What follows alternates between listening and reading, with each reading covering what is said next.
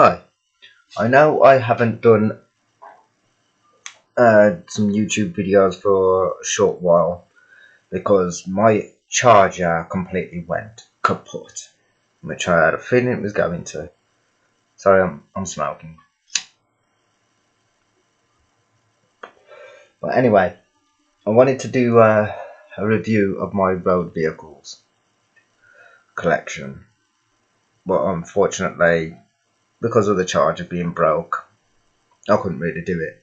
Right, I have not replaced the charger. My laptop charges now, but I have not replaced it. I was actually quite clever because unfortunately I couldn't afford a new charger. I got sanctioned again. But I did get some good gadgets for Christmas, which that's what we're going to look at. The first item is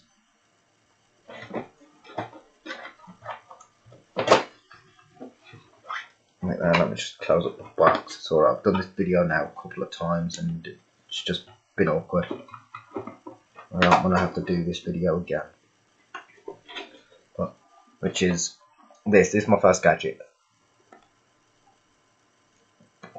It's a digital multimeter. It was given to me second hand, but I don't think that this has actually been used until I used it. It's technically brand new in the box. I mean, the box had been opened, but it hadn't actually been used. We're going to start with pieces that it come with first. Right. It came with a bit of wiring. I'm not sure what that's for. I think that's just spare wire.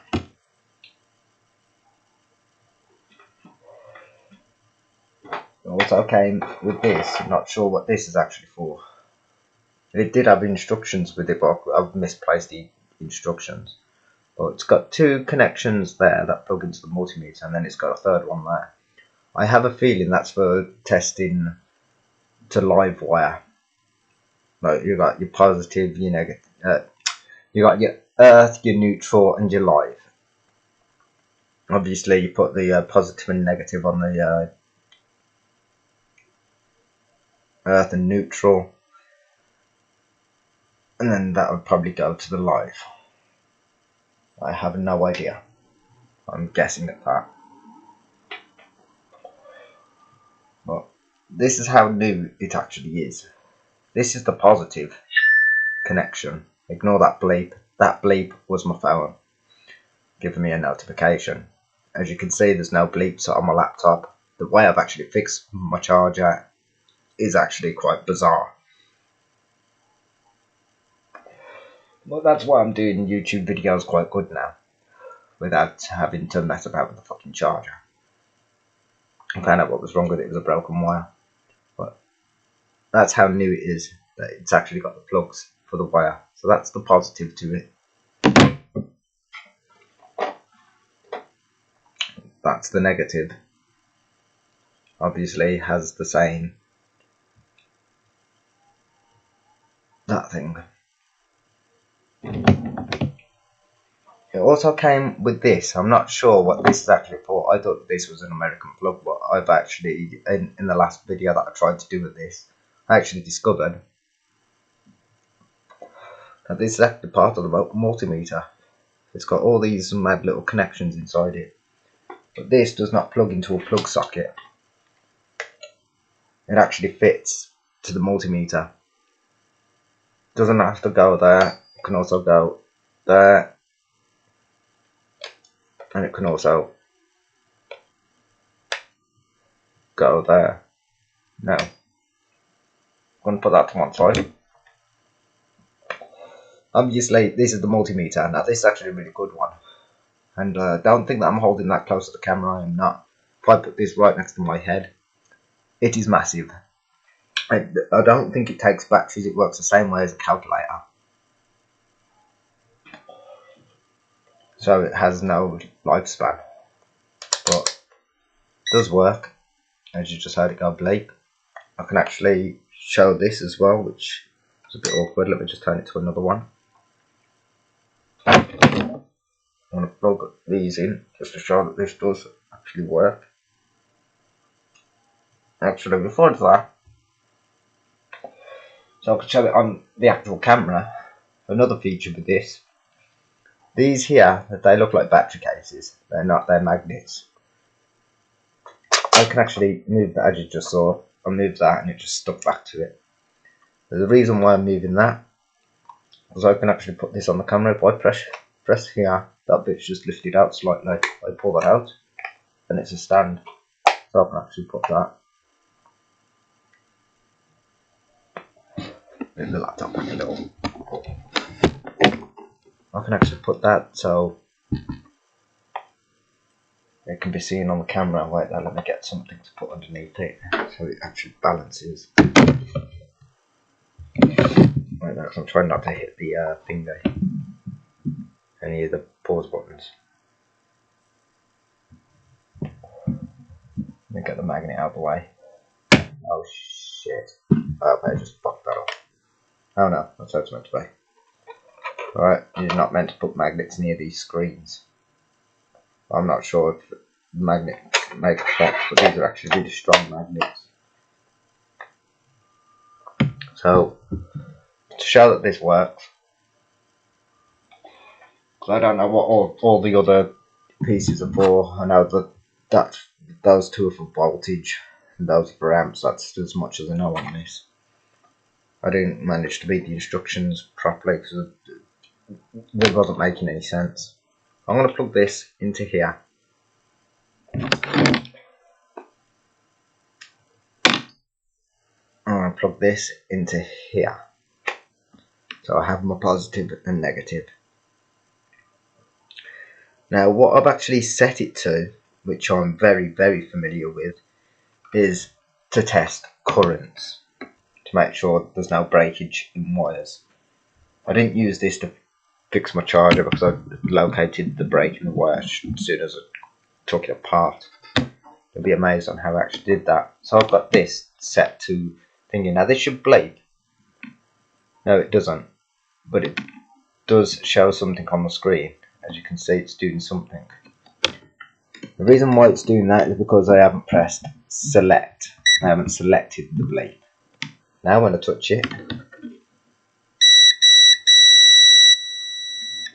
showing the bleep. Anyway, that's my multimeter. Now the next one is what actually helped me sort out my oh, I didn't need to move the magnets to pull that out. Like that, it's a bit of a straw to put back down. There we go. I'm going to put that to one side because we are going to actually do the review of my collection as well. Let me take the wires out and put these plugs back on. So, black to black, red to red. And I'll put that away in a minute. I'll show this tool because this one is actually quite amazing.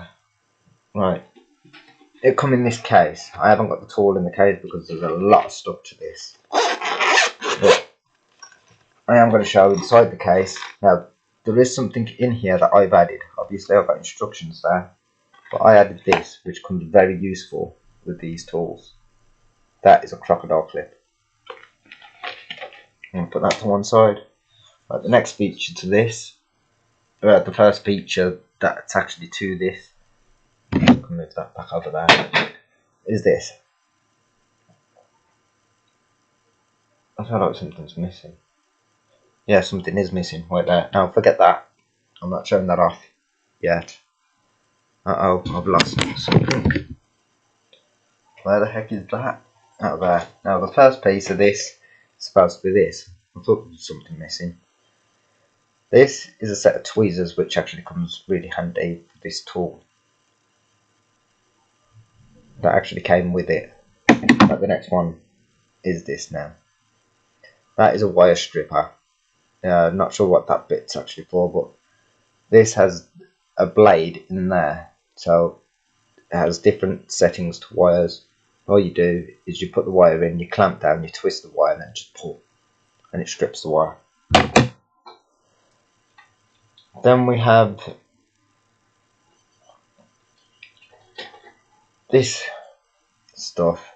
This is really handy, very handy, even if you don't have one of these. But this is solder, quite a bit of it as well.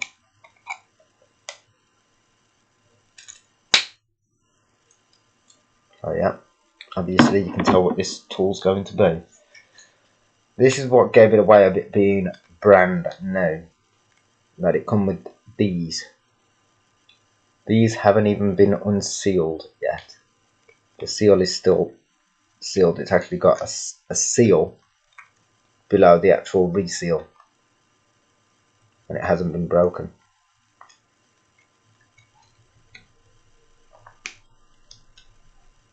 Yeah, I don't even want to open it yet because I'm not sure how they're used.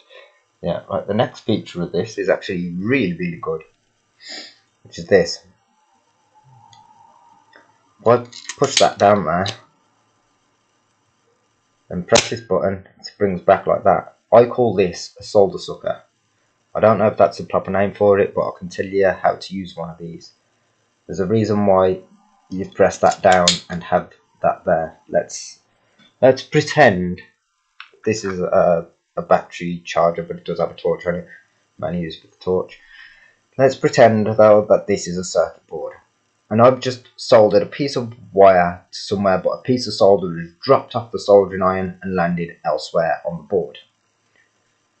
So let's pretend that I've got a third arm and I'm holding a soldering iron.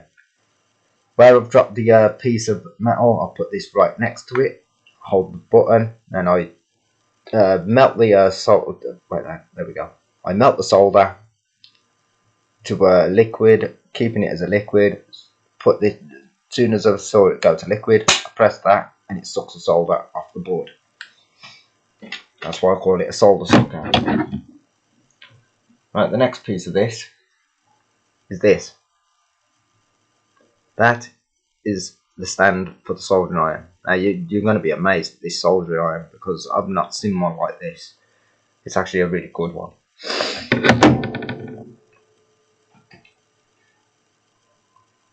But as you can tell, my laptop's not messing up with the charger. It's not saying, oh, your battery's dying and all this, that and the other. It's actually charging right now. It's almost like full battery actually. Right, yeah, the next part is this. Now, there's a nut and bolt on this. I'm going to undo that. I'm going to put that to one side. The nut and bolt goes in that hole there. Now, this is a quite good feature to this as well, because you try and put the soldering iron in that, it's not going to balance. This helps it balance. So put that on there. Put the bolt through there. You don't need a screwdriver and spanner.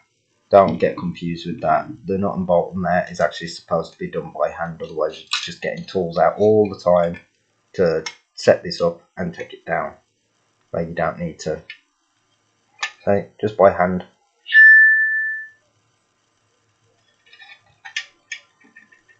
The only bit that you can hear bouncing off metal is that bit there. Oh, no, it is actually rocking side to side slightly. But there is a stopper that's stopping that from happening. I think it's because I wiggled it that the nut has come loose. But once it's tied in, it's absolutely fine. The next feature of this is this, very handy. What this is actually for is when you've got solder still stuck on the soldering iron, and if you leave it there to dry, it can mess up the soldering iron. You just wipe it on this to get the solder off, to let it cool down when you're not using it. Now this is the soldering iron. This is not your average soldering iron. That's the on button there, the one in the middle, red, and then you've got a minus and a negative. Yeah, a minus and a positive. Negative and positive. Minus and plus, however you want to say it. But I'm going to plug this in. So I want to show this. We are not going to be waiting here about 10 minutes for this to heat up. We are not going to be waiting that long at all. I am going to turn this on, and because I've tried to do this video a couple of times, I actually need to burn my hand with this when I was going to put it away. So I need to be careful not where I'm holding the stand. But I've actually got this set to an actual degrees. But this bit was loose at one point and it wasn't melting the solder. So I actually turned the degrees up a little bit. That's what the positive and negative is for. Right, we are now at the degrees that I have set it at. That soldering iron already is 350 degrees Celsius. I could actually burn something with that. You can't see it on there, but as soon as that number says 350 degrees, that's how hot the soldering iron is. That's how long it takes for it to heat up. As soon as I friggin' turned it on. I want to show that. I want to burn a little bit of the cardboard here if I can. No, I won't do that. No, yeah, I'm going to burn a little bit of solder.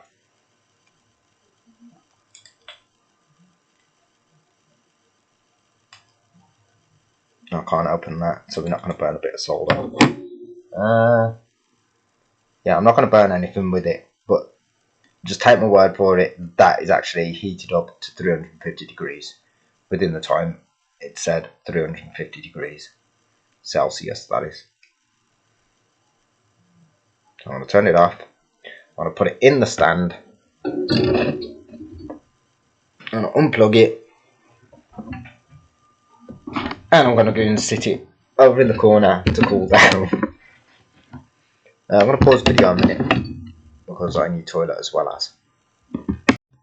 Right, before I show what I actually did with the charger, I just want to show you also I got this for Christmas. It's a ring, but it's a snake, which is quite cool. I like it. Anyway, so using this and the soldering iron, this is what I did with the charger. Oh, we also used the standing blade as well. I cut all the plastic off of this, where it was supposed to be charging. Found the broken wire, soldered it back to where it was. Well, I had to cut the wire out first and take out all the dead part. Soldered it back to this. This is where I had to turn the soldering iron up to 400 degrees Celsius, which is actually like 3 times hotter than boiling point. And then I put glue gun all around there so I didn't catch my fingers on the wire if I was to plug it in or get an electric shock or anything like that. That's why I put glue around it. So if you ever get a broken charger and that, all you have to do is resolder the wires up, make sure that it works, using the test meter to test current to see if it works. And that's more or less what I have now for a charger. And as soon as I put it in, it will charge my laptop. That's why you haven't heard my laptop going bleep bleep bleep. I'm not getting pissed off that the charger's not charging or anything like that. Also, in the charging point, the plastic casing had snapped where the charger fits to. Oops, there we go. Where it fits to. So I braced up a bit more metal so the charging point could actually make connection with the link so it charges up properly. Anyway, pausing the video. No, actually I'm not. Lifting the laptop up, putting it like that. Still charging, so that's all good. And now we are going to do my review of my road vehicles. But what we're going to start with is implements. Now some of these I've built myself, like this one. That there, you're going to think, what the hell is that? That is actually a really good feature to my collection. I made this out of copper wiring. I have super glued a little bit of it where that bit is, but that is actually a hitch for a certain tractor.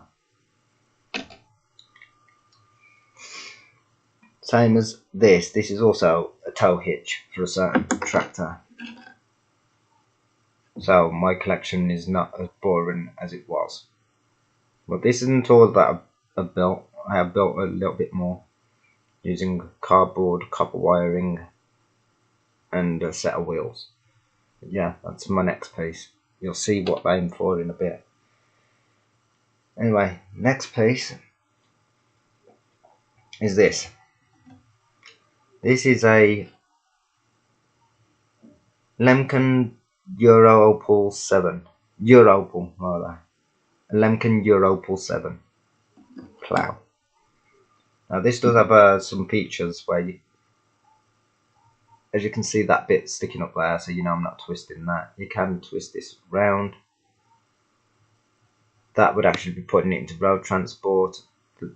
There is another feature where you can actually detach that, but you have to put it at a certain point. I think there is a good reason for that. I think you can buy this plough at different angles, because this only shows the one angle. Obviously on a real tractor, the tractor lifts it up and down. Oops. Right, I need to turn it that way for it to go in. But as you can see, it's not broken or anything like that. That is now actually stuck. That would be in road transport. If I hold that like that, you can see it's lifted up slightly. When I turn it the other way, you'll notice it faces downwards. So that's why I believe that detaches. You can also detach the wheel and put it onto the other side for when it's in road transport. I will actually show that this time. Seems like I've done this video quite a few times. There's the wheel. So obviously it's got a square knock on it. Oops, I think I put it on wrong. Which is road transport and which is out of the, ignore that. That does tend to happen with this because it accidentally got a little bit broken, but I haven't modified this or nothing. It's just it just clips back on and off, but the clip where it's actually supposed to hold really tight has snapped. So that's in road transport. So I can put the wheel back on. It's really fiddly, you know what, just leave that off a minute, just so I can show this. Makes it easier without that being on. So there, that is now in road transport. That wheel will not touch the ground, as I will show properly a bit later on. I want to put it back to how it's supposed to be. How I bought it rather, not how it's supposed to be. There we go. Alright, it didn't clip in. You'll hear it go click when it's in properly. Just put that back on there. So that's my Lemken plough. Lemken, or however it's said. Right, the next one is this. This here is a minute. I haven't found out all the names of all of these, but I have found out quite a bit of them. Right, this is a Jaguar single axle trailer built between 1950 and 1960. So they stopped making them in 1960, but started them in 1950. But yeah, wheels move, and that's about it on the features of that. Right, the next one is another one that I built myself.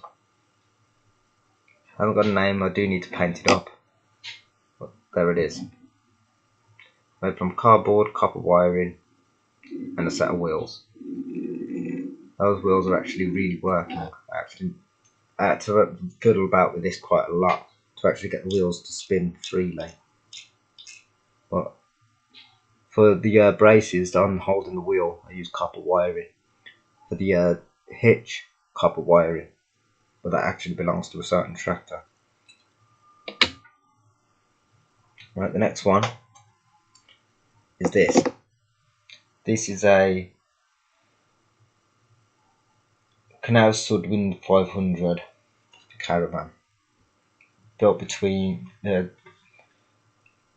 built at 1970 and finished in 1980. So I don't make these no more. Wheels move. Jockey wheel's a bit crap. I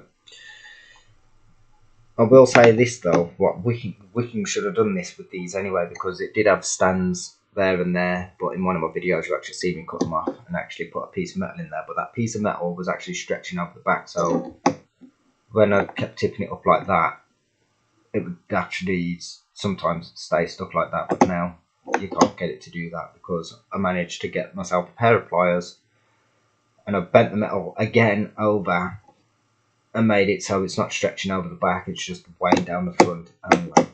So that works perfectly as a caravan. Put that to one side. Right, next one is this. This here is a Deathless 530 Wohnanhänger, which I think Wohnanhänger means caravan. Built at 1970, finished in 1980. No, yeah, that's it. Yeah. So it's more or less the same age as the other caravan. But if you just saw that, something just fell off. That was the jockey wheel. Now it's supposed to do that. It doesn't hold on very good when it's stood out, but it doesn't need to because the pressure of the floor holds it in place. But when you put it on there, it does actually just rest, and then you just drop it on like that, and it holds it up in place. But when you take it off, there's a little bar where you put it on below it, and it hires the jockey wheel up.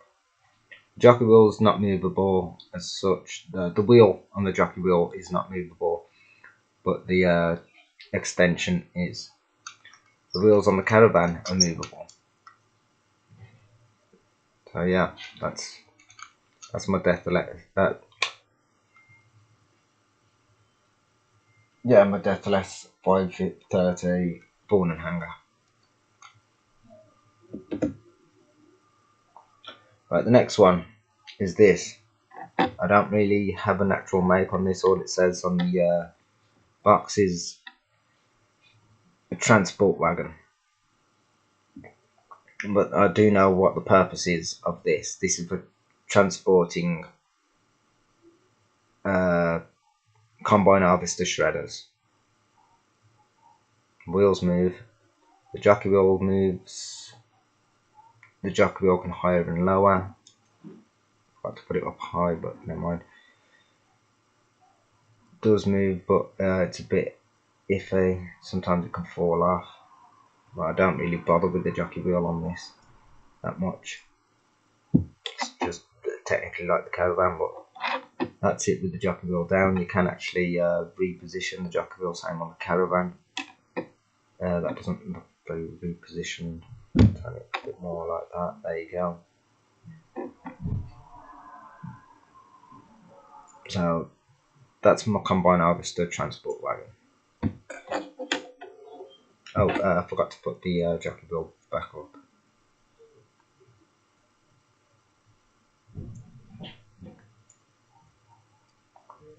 Right, the next one is a right there.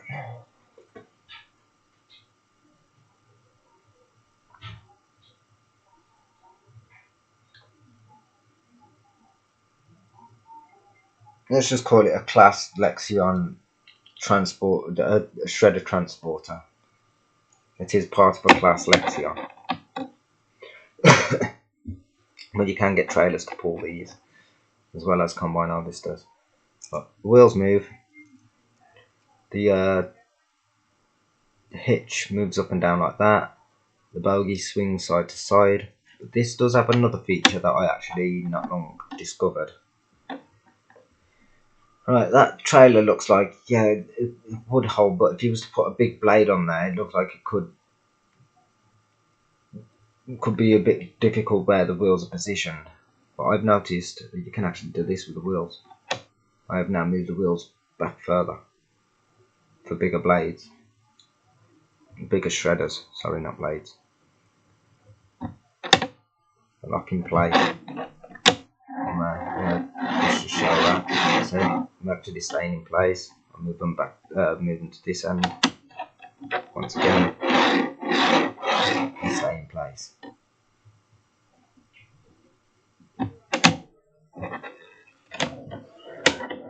The next feature is this. This is a canvas for a trailer. Now, I do have 2 of these. So they're the canvases for trailers. Next feature is this. It's a Hanomag trailer. I don't know the proper name of this. It is agricultural. It's got doubled up wheels this time. The wheels move. The hitch moves up and down. And the bogie swings side to side. Now once again, I do have 2 of these. So there we go. Oh, a bit of tobacco in that. So these are the Hanomag trailers. Now the reason why there is 2 of these, which I'll probably show in another video. After I put these on, I'll show you the reason why there's 2. But obviously these are the canvases for these trailers. Now you can that's this why there's 2 trailers, because they can attach to one another.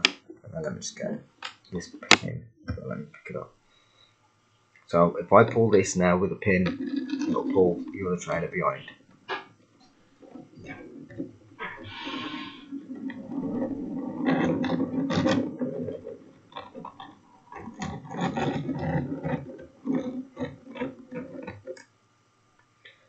Right, next one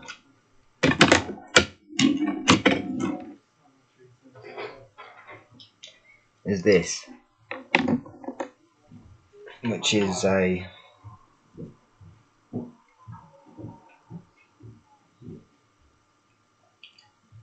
flatbed agricultural trailer.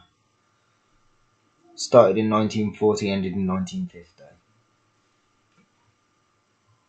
So they don't make these no more. And there wasn't very many of these made. It's got double up wheels, spare wheel underneath. The hitch moves up and down once again, and it pivots side to side. All wheels move, so that's quite cool. Like that, I'm just checking on something. Oh no, never mind. Right, next feature is this. This is a corn shredder for the Class Lexion.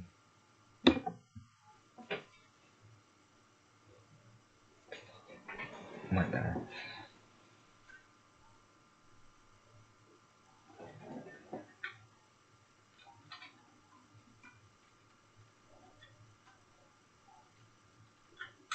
Like that.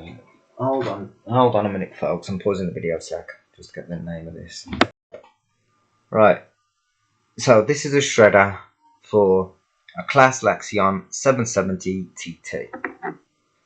Now this does have some quite cool features because it doesn't just sit like that.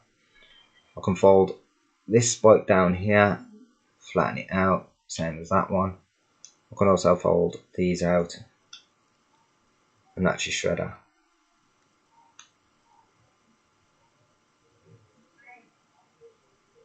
Now this shredder can and will fit on this trailer.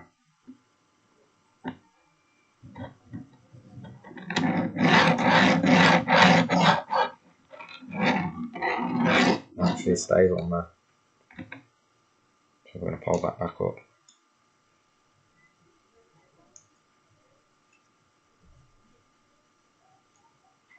Move that out of the way.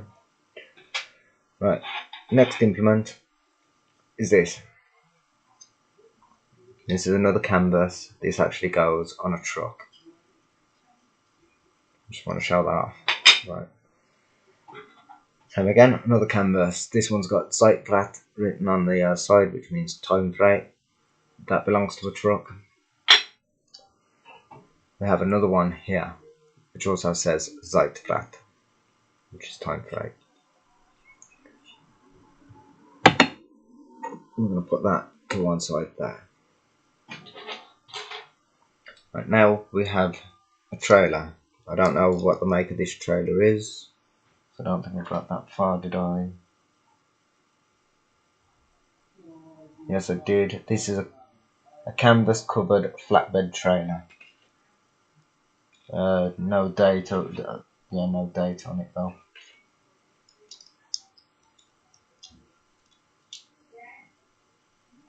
Because they still sort of make these nowadays.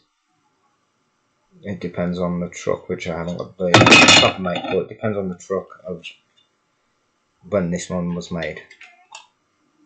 I have been trying to look into these, but yeah, that's how it goes. Right, that the tow hitch moves up and down, the bogie pivots side to side, all the wheels move, and we have a spare wheel there. Right, the next one is this implement. This is a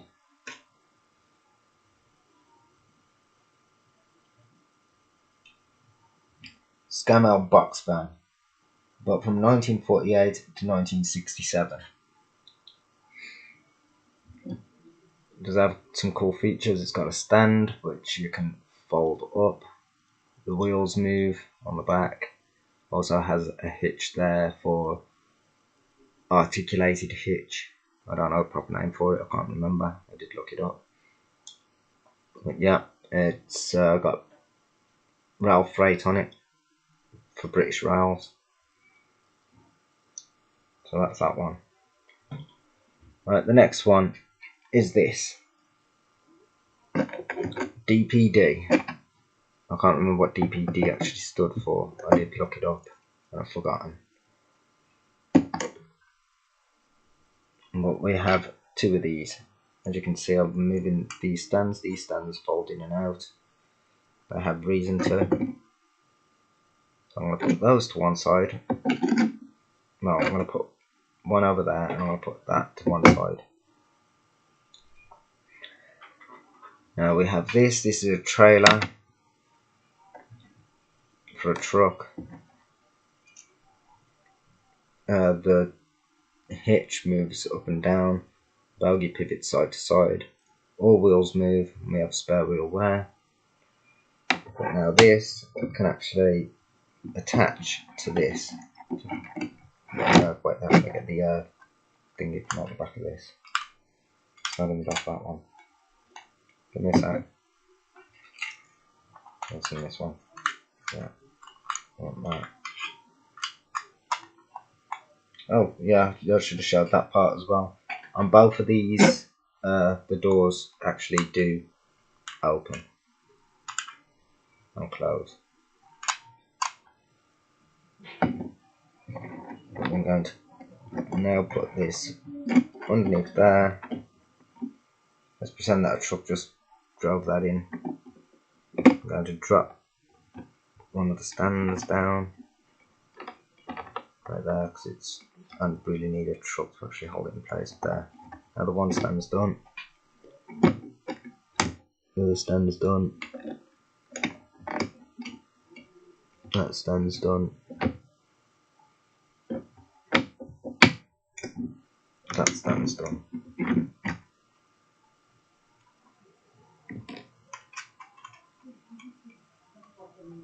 So that's that.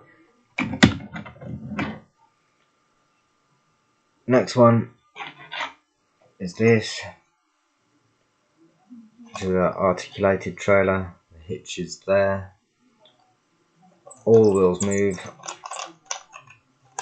And it says on it, Spalter, unser Hopfen, unser Bier. Which is splitter, our hops, our beer. Another one.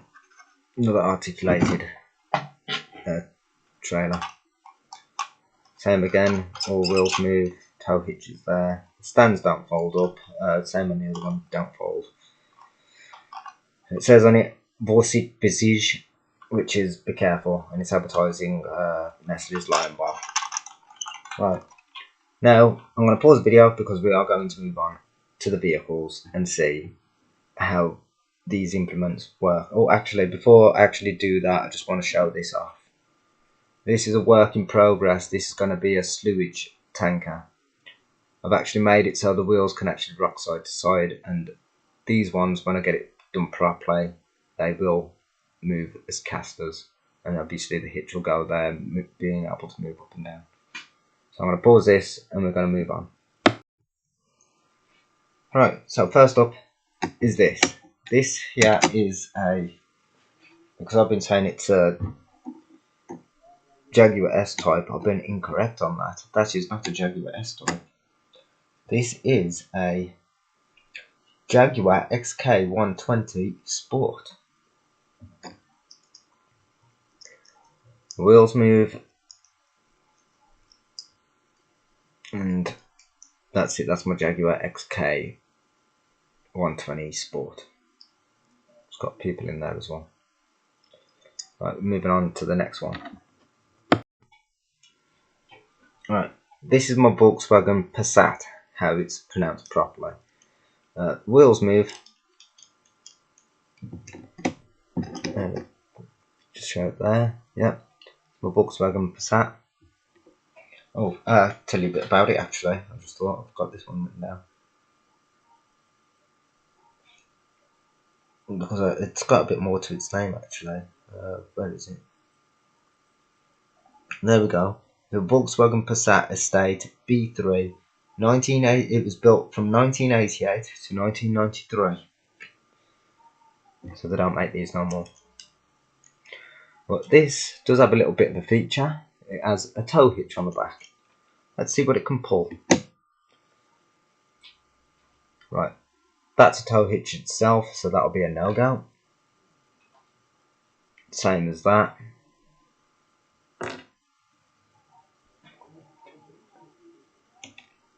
Only a tractor can pull that.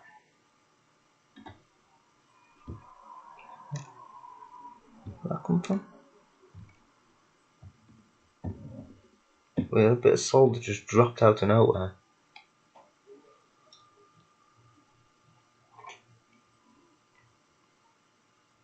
This trailer, the Jaguar trailer, don't think you can pull it. No, you can't pull that.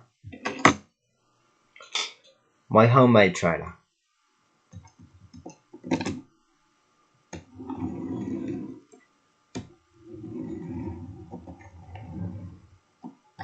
Looks a bit big to the car, but it pulls it.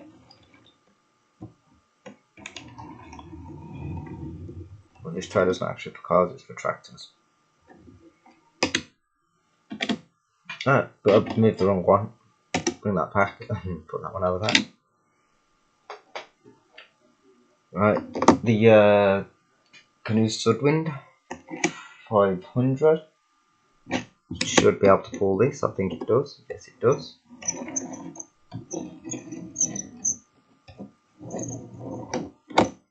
Oops, kind of crashed that a little bit.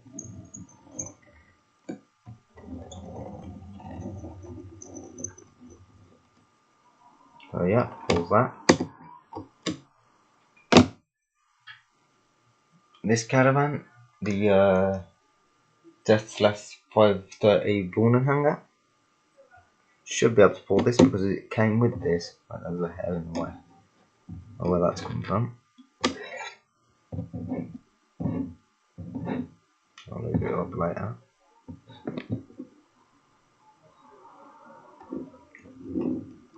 But yeah, pulls that perfectly.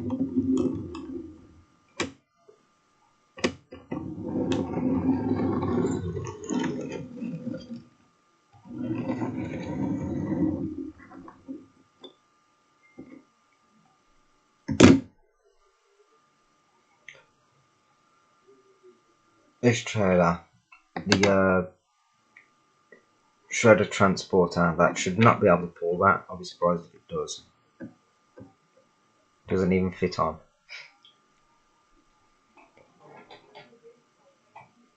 The other one, the Class Lexion version. Oh my days. It actually hooked on, but that looks a bit too heavy for that to pull. Well, I could be wrong. But yeah, it can actually pull that. Oh, I've forgotten how wide out that trailer is. So that's a bit strange. I didn't think it could pull that. Well, it probably could actually, because they're not actually that heavy. These trailers, they're lucky, but they're not. I've actually lifted one of these trailers. Not one of these ones, but one of these ones, which is technically that one's quite bigger than that. And with that, having those wheels there would make it easier to move as well. But I've actually lifted up one of these on its wheels like that. They're not actually that heavy. They weigh about the same weight as a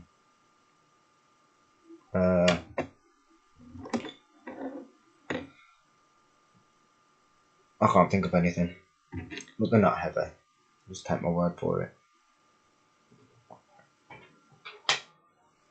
Right, next one is the Hanomag trailer. Can it pull this? I doubt it. I could be wrong. Yeah, won't even click on. The next one is this one, the agricultural trailer. It might be able to pull this. I don't know. No, it doesn't fit on the tow hitch.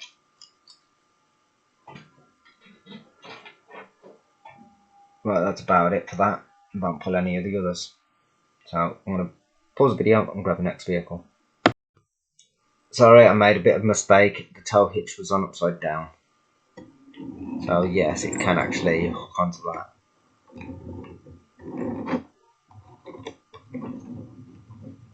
Well, it's making the car feel a bit heavy. So I'm going to say no to that. It's too heavy for the car to shift. Which them trailers, I've actually pulled my fair share of trailers. I've actually seen one of those in real life and tried to shift it, and you're not doing it manpower. They are actually really heavy trailers.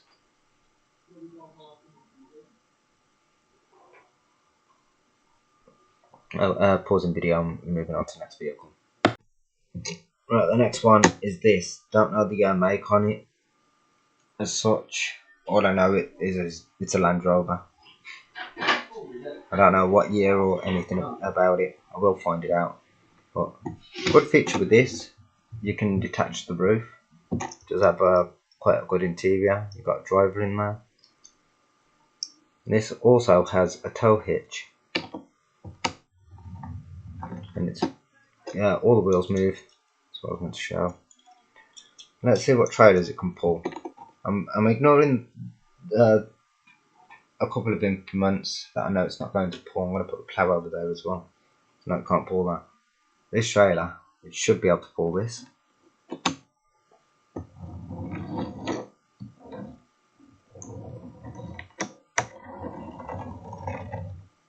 Yep, pulls that quite nicely.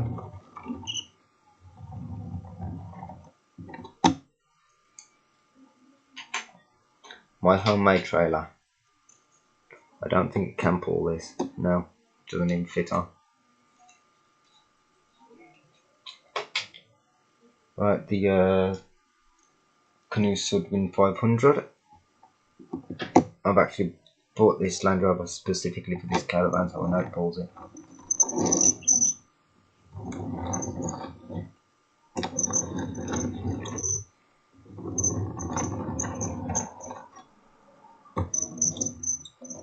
There you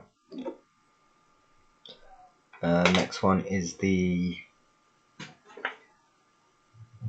Deathless 530 Born hanger. Lifted up the Land Rover, it doesn't even fit on the hitch, so no, it can't pull that. This trailer doesn't fit on the hitch, so it can't pull that. This trailer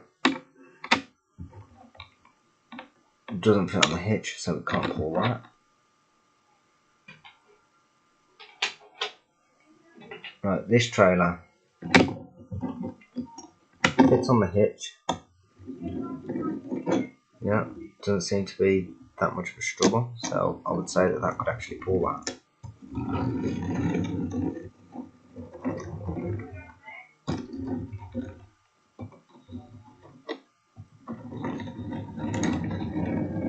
surprised on how strong the Land Rover can actually be. Is it capable of shifting two of them? No, too heavy. Too heavy.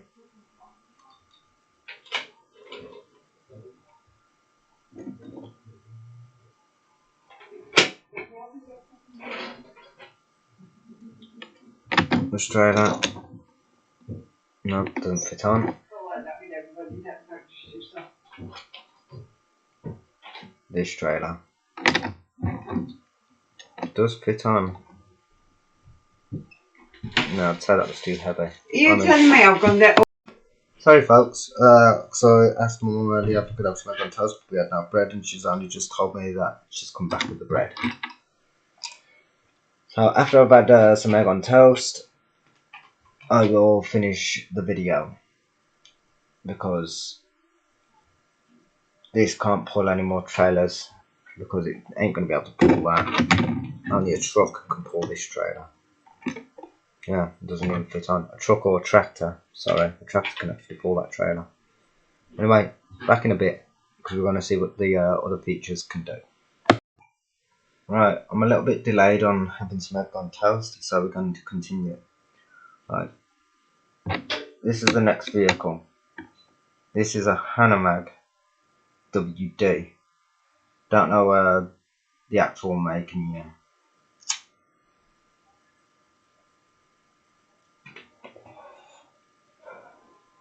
What trailers it can pull. Let's see. Oh, I should actually start with this because it's a tractor. The tractor's supposed to pull this. But this tractor cannot pull this.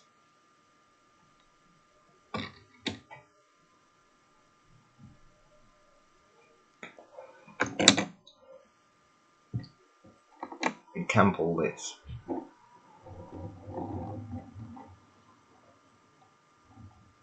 I'm driving that a bit too fast. Just remember this actually is a slow tractor. Oh, 1920 is about right timing on that actually. But I did actually look up these tractors.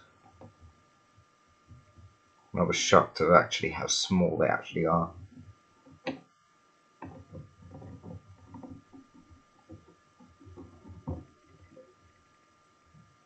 Yeah, as you can see, it pulls that tractor, pulls that trailer, no problem.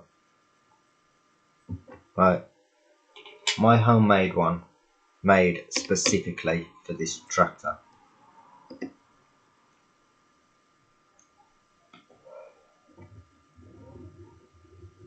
Not too heavy, and not too light, just about the right amount of weight for that trailer to actually work really well. The only way that this tractor would not be able to pull that is if you put a heavy load on it, like, I don't know, bringing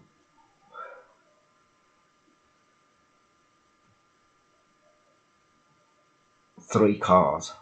If you put 3 cars on there, this tractor would not shift it. This tractor's only got a small amount of horsepower. I think it's about 12 horsepower this has, if I remember correctly. I could be wrong on that. But as you can see, it pulls that trailer, no problem.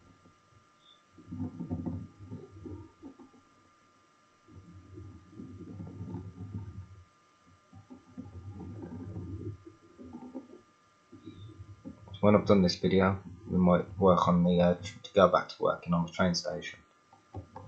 Because at the end of this video, I'm going to show you what I've actually done with my room.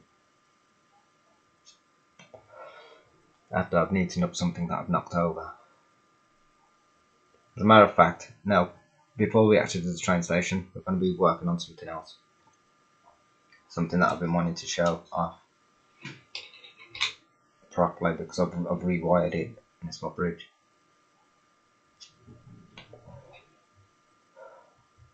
Now, I found out that tractors can pull caravans. This one should be able to pull this. No problem. So the weight that I put in that caravan isn't even too heavy to hold that. That's a small tractor. I have to actually press on it for it to hold that, but as soon as it's left, it lifts up and it just pulls the trailer off. That's how well that weight works inside this caravan. But as you can see, it pulls this caravan no problem. I know the tractor seems to be tilting, it's because I'm pressing on the seat like that. That's what's making it tilt. That just stood up like that again. It's very rare it does it. That was weird how it managed to do that. But yeah, there we go. So you can see that pulls out. Right, the other caravan. I'm not going to keep on saying the names of them because it's doing my nothing. Having to look at that piece of paper, plus it's taking up time. Yep. Pull this caravan, no problem. I know, it's not me, it's the speed of the tractor. That's roughly the top speed that I'm actually driving it at. And they're not very fast tractors at all, these. Which doesn't surprise me, it being 1920. I can't remember the fuel it run on, I think it's diesel.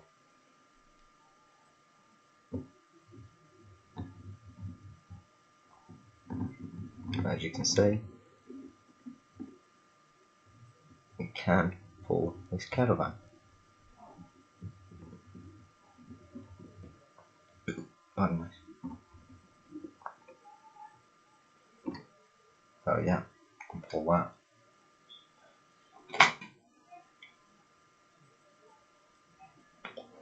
Now this is strange and interesting. This is quite a large trailer, but for some unknown reason, you can shift it. I wouldn't recommend actually using this tractor for one of these. So as if you put a shredder on it. The shredder would weigh that trailer down big time.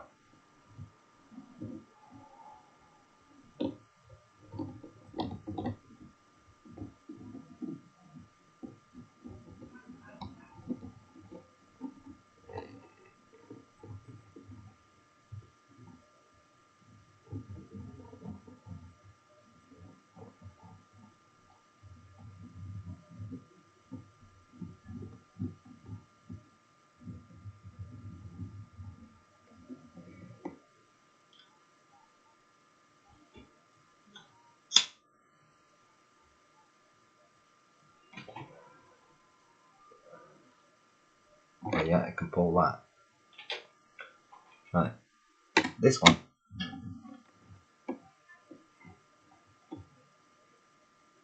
It does hook on. But I'm unsure whether this, no, I think that's too heavy for it. I could be wrong. The reason why that wasn't too heavy for the Passat is because the Passat has more horsepower than this. It's got more torque. Well, technically that could actually pull that trailer. I don't know if it's too heavy or not though. Now this is an interesting piece. This trailer.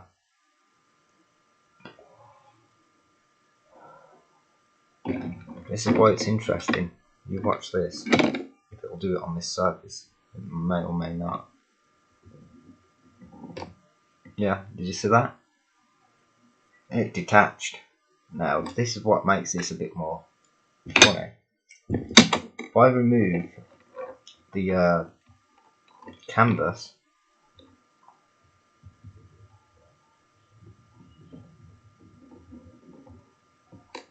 oh, it's still done it. So on that perspective, I'm going to say that it can't actually pull these. But I have actually had this a couple of times actually pull one of these. Maybe it might be the other one. Let's try the other one.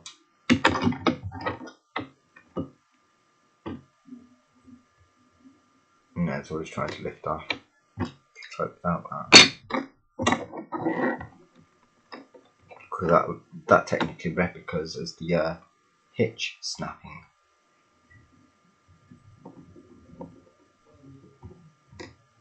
No. No, can't pull those.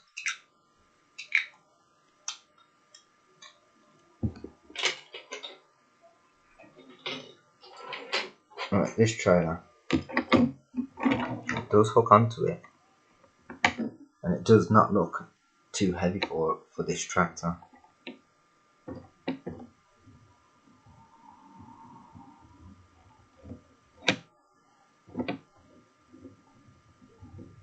So yeah, it can actually pull this.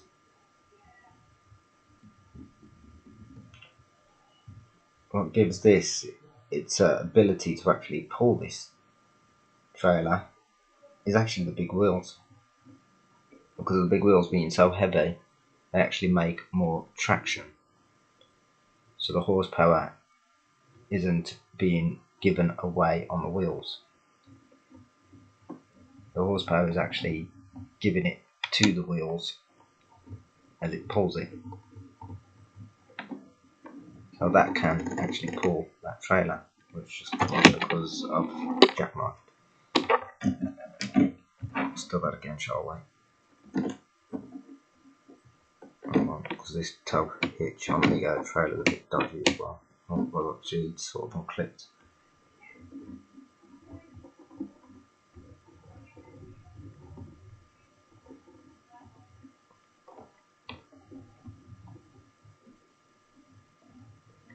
I'm on a jackknife again this time. All I'm doing is turning the trailers around just to show what they can pull.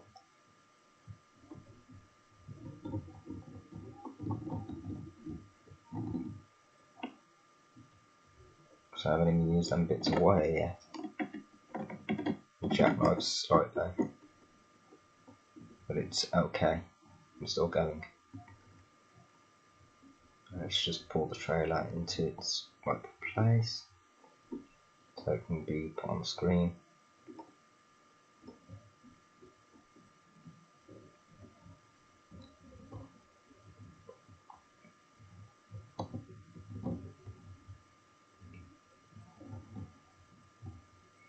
Yeah, because of that's what I was trying to explain. Because of the weight of the wheels, the back wheels, I did actually just fall off there. Because of the weight of the back wheels, it's being pressed down into the ground, so it's actually got more grip than horsepower. That's why it can pull that trailer. So on a car, as I said, that the start could do that. Look at the size of these wheels. There's not really much weight to them. Oh, there's hair got around the wheel on that. So that felt a bit stiff when I was pushing it.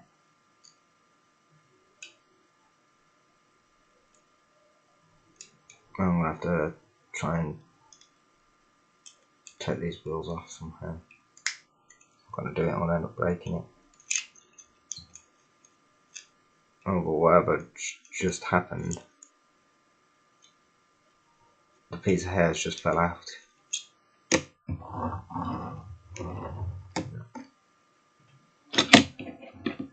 Right, next implement, what did we just do? That one. And this trailer, I doubt if it's going to pull this. Because this actually, yeah, there we go, it's attached already. Right, so that's it for that one. Press pause, and we're going to get the next vehicle. Right, that tractor took up a bit of time because of how slow it is. This one's a little faster. This is a... One sec, let me pause so I don't waste up. Right, found it. Right, this is a Deutsche Schlepper D40L, built from 1962 to 1965. Schlepper means tractor in German, just to let you know. Right, this doesn't have the right hitch to actually pull that, but it does sort of fit on. As you can see, it moves to the side, and it's not meant to. It's actually meant to stay in a straight line. So it can't pull this. Oops, this has come off again.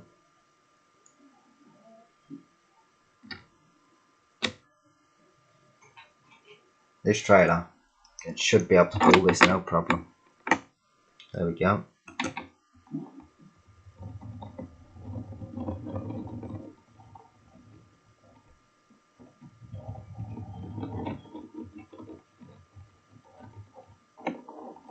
I actually found out something about these trailers as well, that I'm supposed to have steering on the back of them.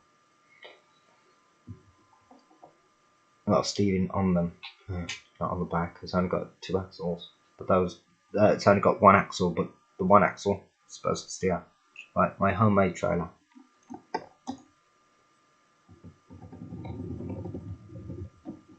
As you can see, this one's a lot faster than the other one. Not much, but it is a lot faster. Going to run off like that. Show that. I stumbled a little bit with it, but as you can see, it does pull that trailer, no problem. Right, next one. The caravan.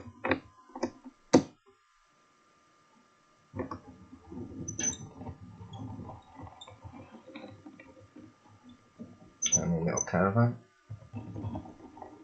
but it pulls it.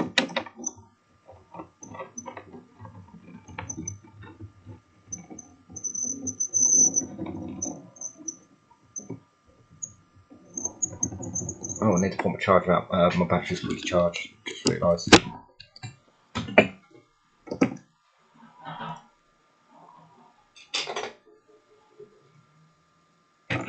This caravan, I think it can pull this.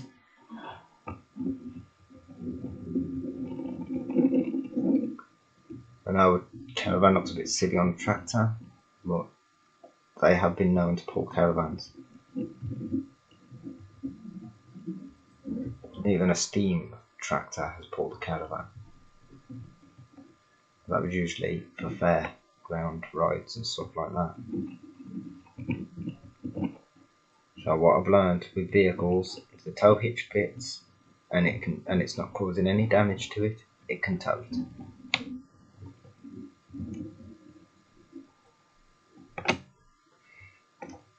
Right, next one is the shredder transporter. Fits on perfectly. I know that this can pull this because I've actually had this technically fitted to this tractor as part of my collection.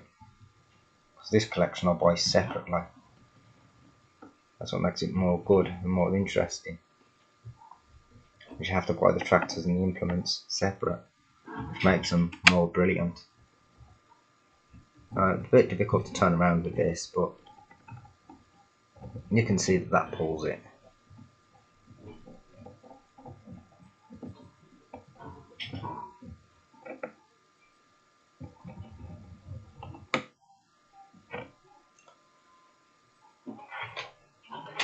Right, the next one is this. Once again, fits on perfect. That can pull it. Obviously, once again, a bit difficult to turn around.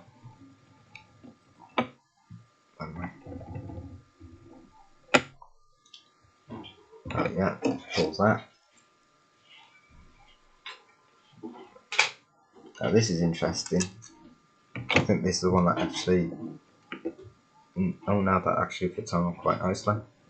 Yeah, you can pull that.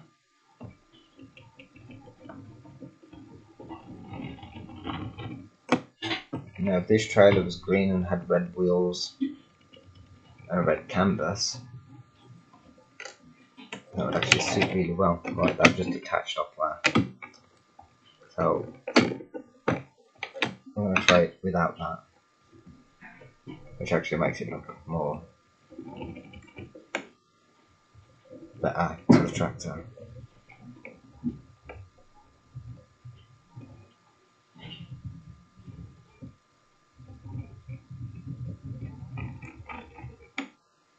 wish I could make my camera go up a bit more.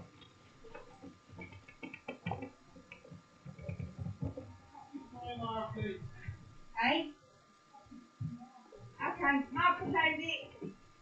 And yeah, as you can see, that pulls that, no problem. It's this one that does it without the, what's it called? So if I detach that, I do believe it can do this as well. Pull both of these.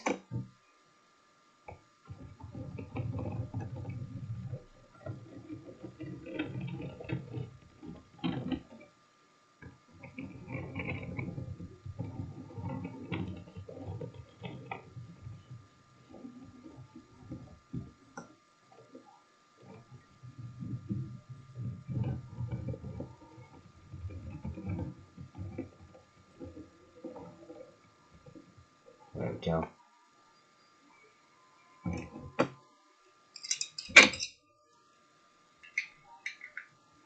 That's all right.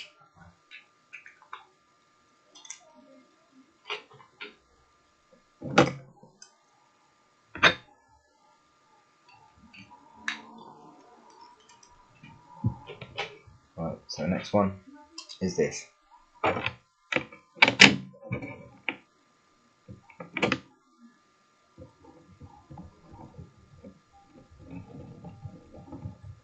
Pull it no problem.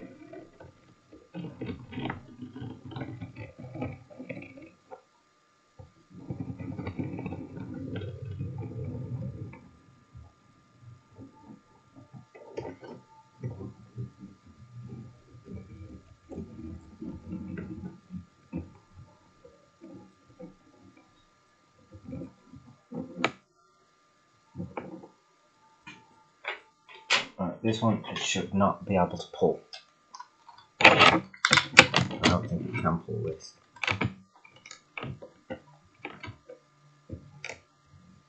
Straight away, detached. As if it's just broken the hitch. Right, then wheels look a bit wide open. I'm going to close them in a bit.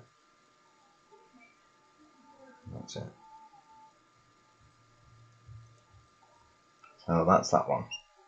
There ain't no other implements that I can pull.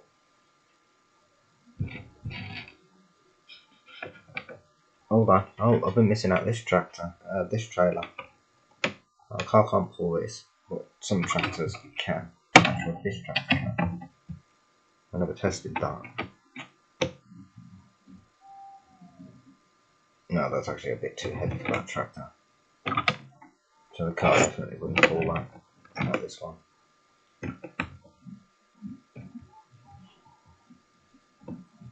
No, I'd say again, a bit too heavy. So that was a bit pointless trying that.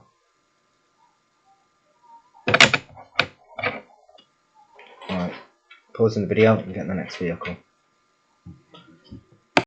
Right, this one, this has a bit of a weird hitch on it, to be honest. This is a Deutz-Fahr Schlepper DX 4.70, built from 1980 to 1987. So it only had a short lifespan. This should be able to hold this without, it swings. Yeah, no, it doesn't work on that hitch. There is plows that you can get for these tractors that will fit. But this trailer will pull it no problem. As it says that I'm supposed to put steering. Those two bars make the trailer react as if it's got steering. These two, yeah. That and that makes it react as if it's got steering. It works better with modern tractors. Now, when was this trailer built? 1950 to 1960. When was this tractor built? 1980 to 1987. No, it can work with this. As you can see, if I was to turn quite steeply, it reacts. Now to actually make it work backwards, It'll be better with my other tractor. Hold on, didn't do that very good. To make it work backwards, you get the trailer to stick to that, and then you just move the trailer. As you can see, the front wheel of the tractor actually turns on steel. Oh yeah, it can pull that. Like my homemade trailer. Can't remember if it can pull this or not.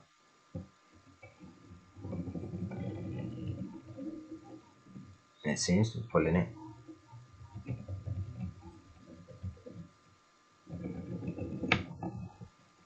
I don't think that would actually be able to pull that. But it can. So yeah, can pull that. Like this is where caravans and tractors don't actually mix anymore. I don't think it can pull a caravan. Oh, it might, but the tow hitch is a bit high up. No, it's not working very well. It's actually trying to push itself off the tractor. What about this caravan? This one might be able to pull it. Or by this tractor, yes it can.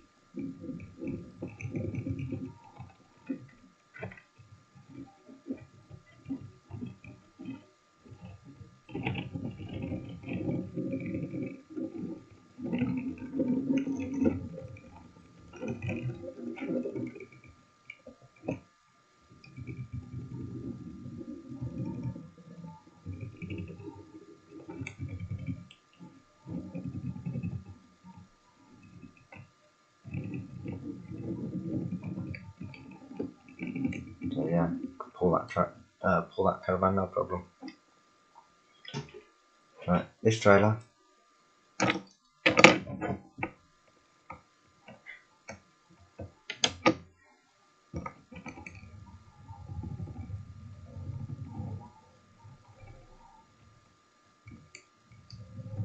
Pulls that, no problem.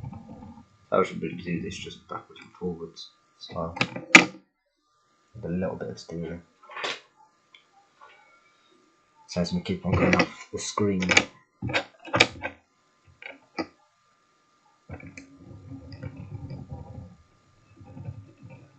And pull this trailer, no problem.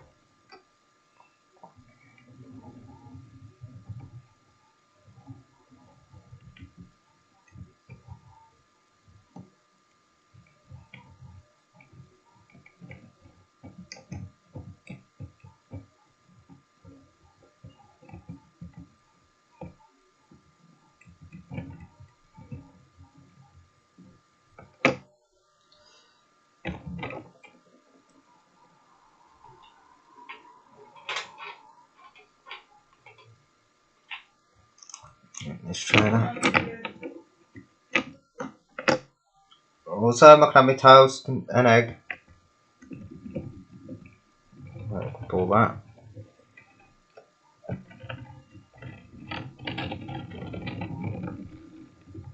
This is one where I should actually go in circles with it. There we go. Oh, shouldn't have done that just yet. Let's put that back there.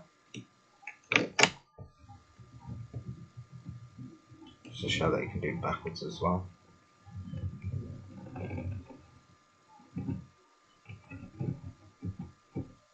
Don't worry about it looking like it's going all messed up. It's not actually going messed up. It's just this actually acts as reversing two trailers. Which technically you are. If you detach this from the bogey, that's one trailer. And because that pivots, the second trailer is resting on the bogey. But here we go, now we're actually hooking two trailers on this. So this would actually act as four trailers. If you know how road trains can work. You can actually have a trailer where it's got a hitch for for towing another articulated trailer. If you look up Australian road trains, you'll see what I'm talking about. Especially the tankers, because it has the tanker and then it's got a little lip from the tanker where another trailer hooks over that lip, so it's just got the 6 set of wheels, and then on the other trailer another 6, and it can go so on and so on. But sometimes I can use bogies, which are actually known as dollies when it comes to trucks. But dolly and bogie is more or less the same thing. But yeah, that can pull both of them trailers. That tractor is strong enough to do it.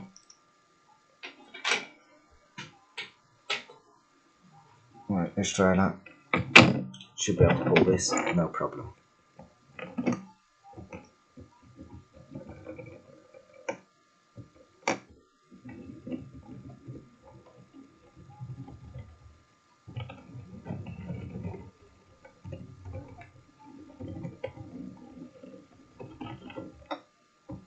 I've gone off the screen again.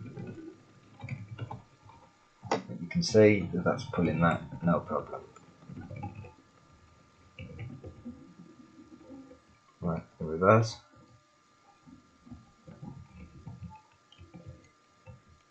Hold on, I'm going to get the bogie or dolly or whatever you want to call it lined up with the trailer so I can actually get it reversing in the correct direction without crashing. Oh yeah, pulls that, no problem.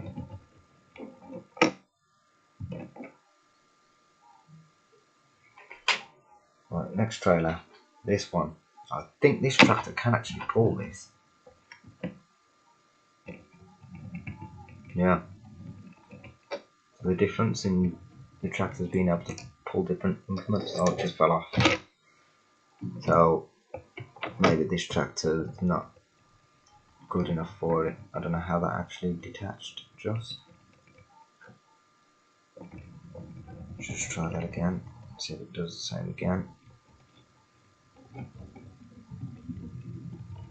No, I probably didn't hook it on properly. It's actually working now.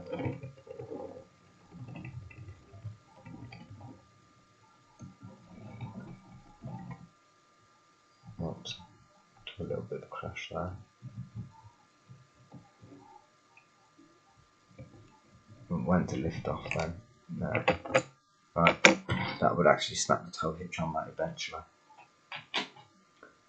This trailer, it should be able to pull this because this is about the same weight as those two trailers.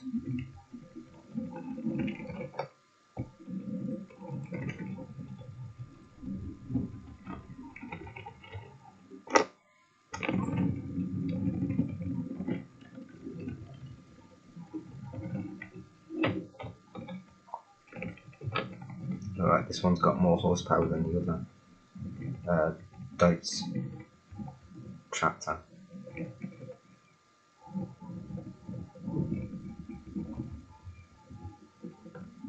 So this video more or less is actually to show the performance of the vehicles that I have in collection.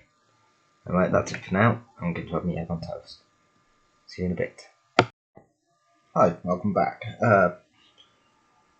I just realised I didn't show that the wheels move on those tractors, which they actually do move. Well, never mind. We are moving on to this one. This one is a Fendt Vario Favourite 926, built from 1996 to 2002.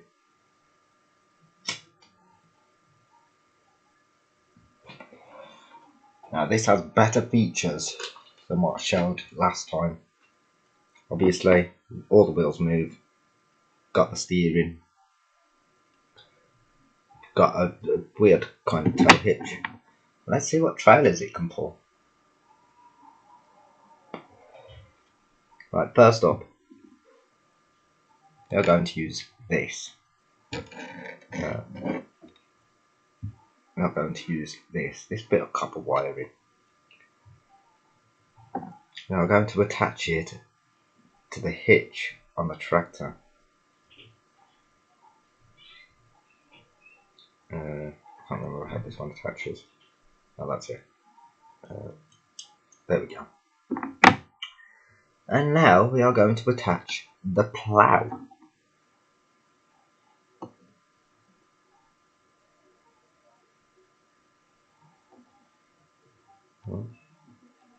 doesn't want to attach. There we go. That's what these bits of wire are for that I've made myself. If you think I've just done that on purpose, you ready?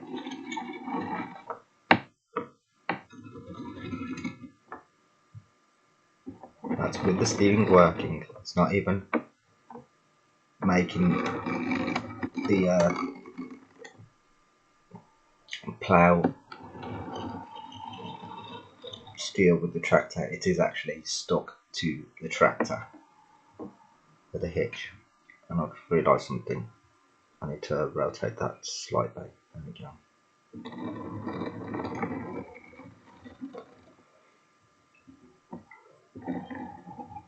So now then, them implements that I showed that are actually hitches, this is the tractor that I've built them for. Oh, the things come off the hitch.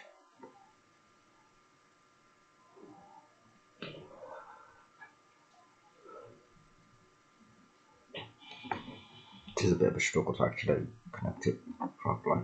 I thought it was connected properly, but it's not. Must have written down to connect it properly.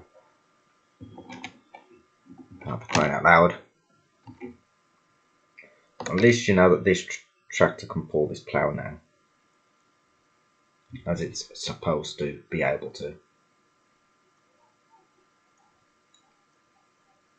The Fendt Vario and Lemken implements have always been able to equip to one another.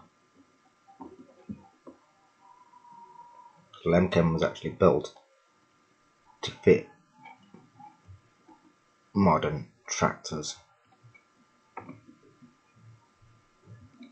like Fendt, John Deere, Case, the ones that kept on going for years.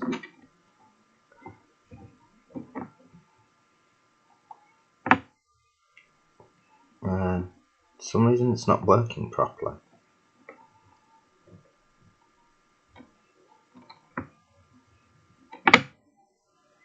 There we go.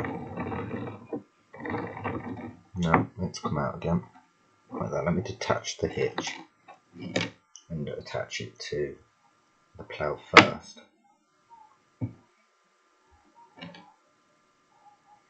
So I can make sure it's attached properly. So I've actually built this specifically for this task.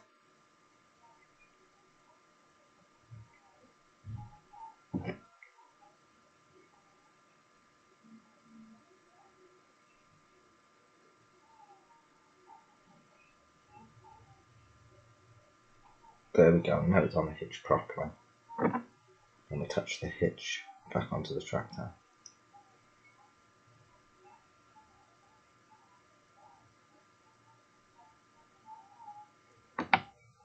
And I'll put the blade on backwards on the plough. Never mind that. There we go, now it's actually working properly. Oh no, it still needs to be slightly adjusted. There we go.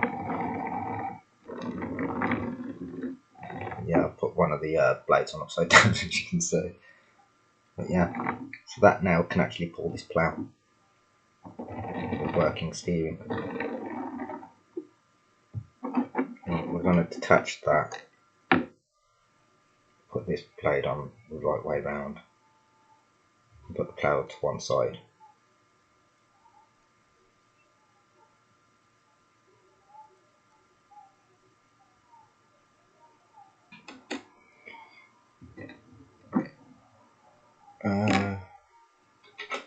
It's meant to be there, it's meant to be there. Next implement, this. Can this tractor pull this? It couldn't before, but now it can. We are going to get rid of this hitch and bring out this one. Once again, clips on, but this one clips on differently. I need that bar facing up. There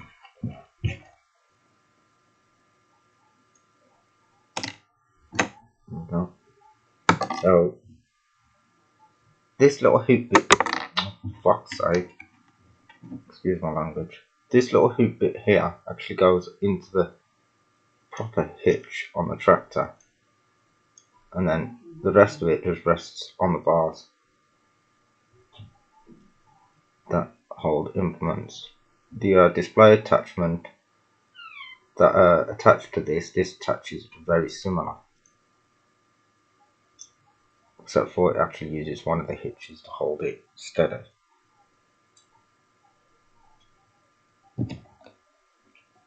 And I can get it in place.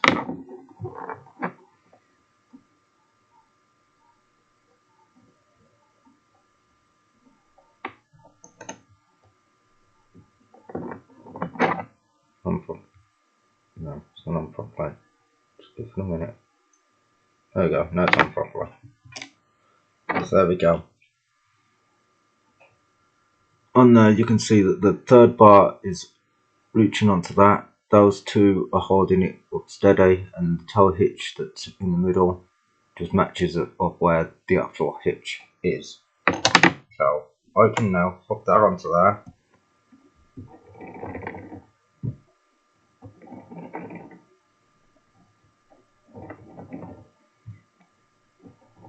And it works.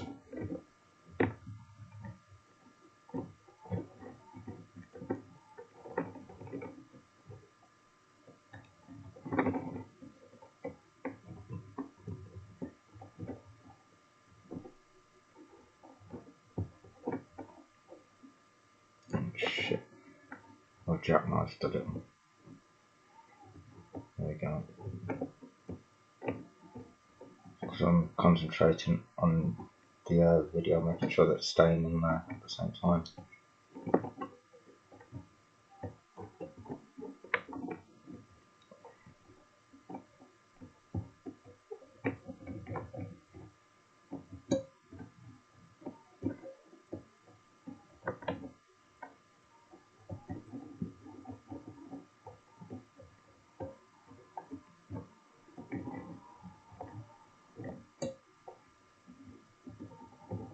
There we go. You can see now that that works like a proper tractor is supposed to.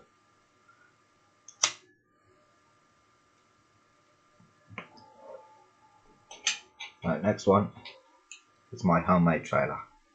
Obviously, it's made from the same copper wiring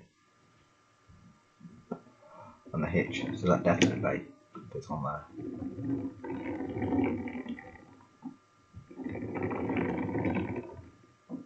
I'm not going to mess about with the steering too much on this because I want to try and get through this.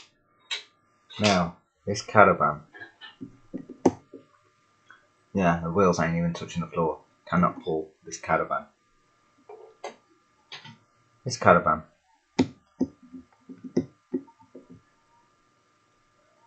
Oh, it can actually pull that one.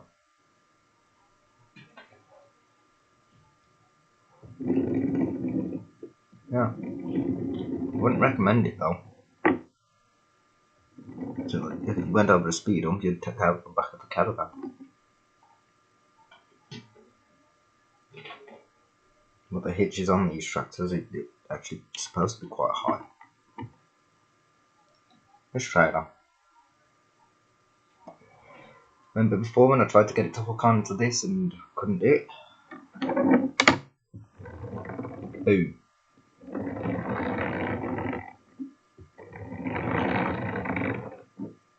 Well, it's perfect.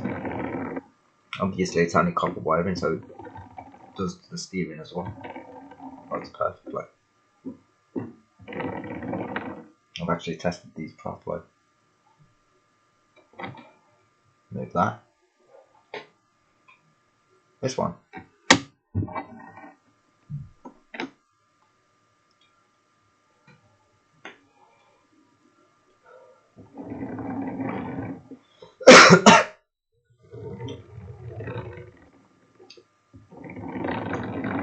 Perfect. The wheels slightly steering out of place.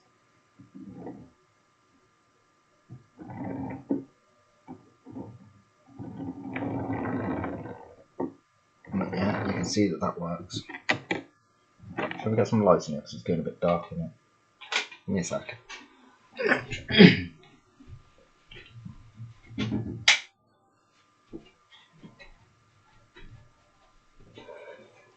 There we go, it's a little better. Right. This trailer, I have a lot of fun with this because there's a real working steering on this. Look how flush that actually sits with the tractor, so it ain't no false hitch. That is a proper working hitch for towing these trailers. This tractor's definitely got the power to pull these trailers. It's one of the strongest tractors out there, to be honest. One of that's natural tractor, I should say. What I mean by that is the standard type tractor. Obviously, there are bigger tractors,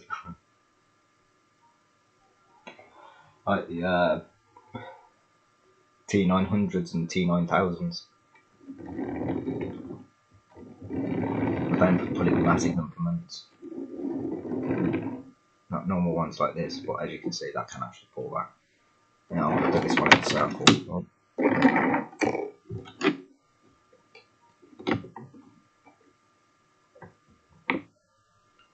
Wheel steer.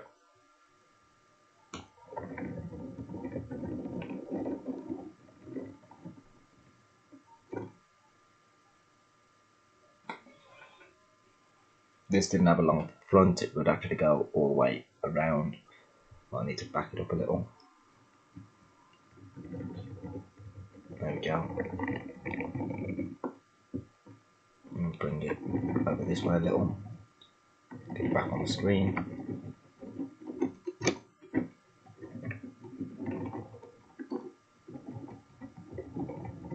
So you know that hitch that I've built for this tractor is not a modification, because that hitch is actually held on by the hitch itself.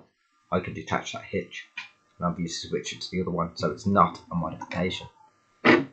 It's what's known as an upgrade, not a modification. If it was a modification, that means that I would have replaced the hitch, the original hitch, which I have not done, which I'm about to see now. This trailer, obviously, this hitch now, because I don't need it for this trailer. Detach that bar.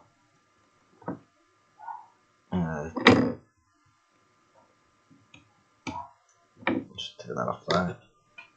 That's how good that hitch is. I can actually detach it while the vehicle is on the ground.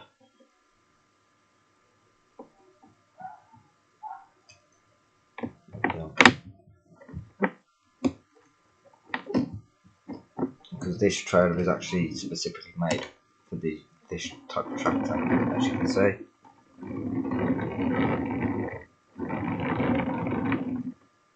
The hitch that I've just attached was my upgrade. This upgrade and modification. No, I've forgotten the actual word for it. It's not upgrade. Upgrade is just the same as same modification.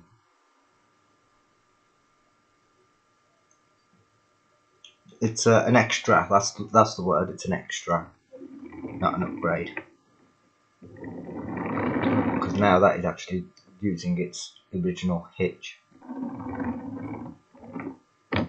which now there is no what's it called on there. So obviously it can pull that trailer. Which now that's exactly how the tractor's supposed to be. I mean, before I had the display attachment on this, which could detach as well. Because with the display attachment, it covers up the hitch to actually tow a trailer. Now we're going to put this hitch back on. Oh yeah, I was going to show that I can actually do this when it's on the ground. Let me remove that. So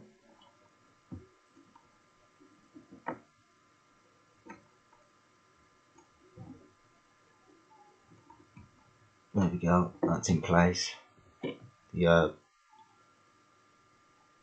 middle bar is already lifted up, so I just knock that down like that. Push it into place. Bring the hitch back a bit. Pull it up. Push it onto the hitch. It's not doing it. Try using my hand to push it. There we go. The hitch is on. Right, so this trailer.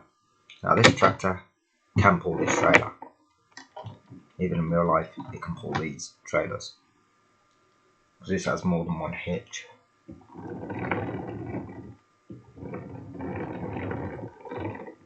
So there we go. Works perfect.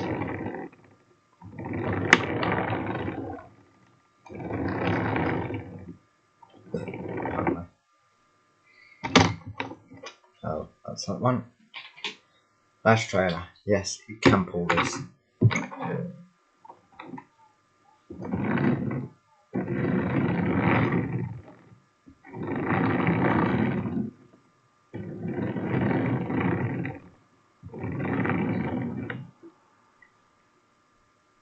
So that is my hitch. Doesn't even make the tractor look ridiculous or anything. It just looks standard. It just makes it look a bit more decorative, I think. Right. Pausing the video. Next vehicle. Oh, we need to take my charger out as well because it's back to fully charged. Right, this is an interesting piece. The Hanamag ST100. Nice little tractor that is. Looks a lot like a car. But it does have double wheels on the back and the wheels do move. Singles on the front. Having the hitch and the shape and the double wheels is what makes it a tractor. If it had one of them articulated hitches, then it would be a truck.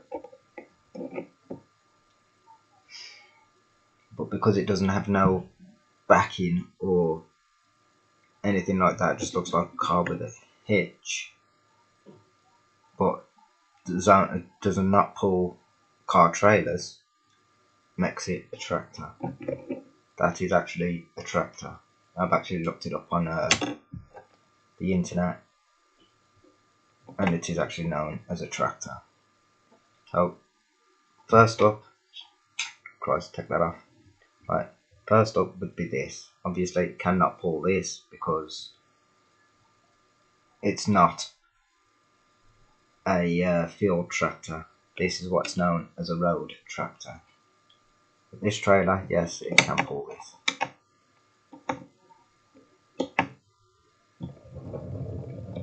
Well, obviously, you can pull that because you can drag this trailer down the road. Not really supposed to drag a plough down the road. That's what makes the difference to a field tractor to a road tractor. Like my home built trailer cannot pull it because the hitch does not fit over this. Oh, it seems to be able to, but it doesn't look very secure. Caravan. Yes, it can pull the caravan.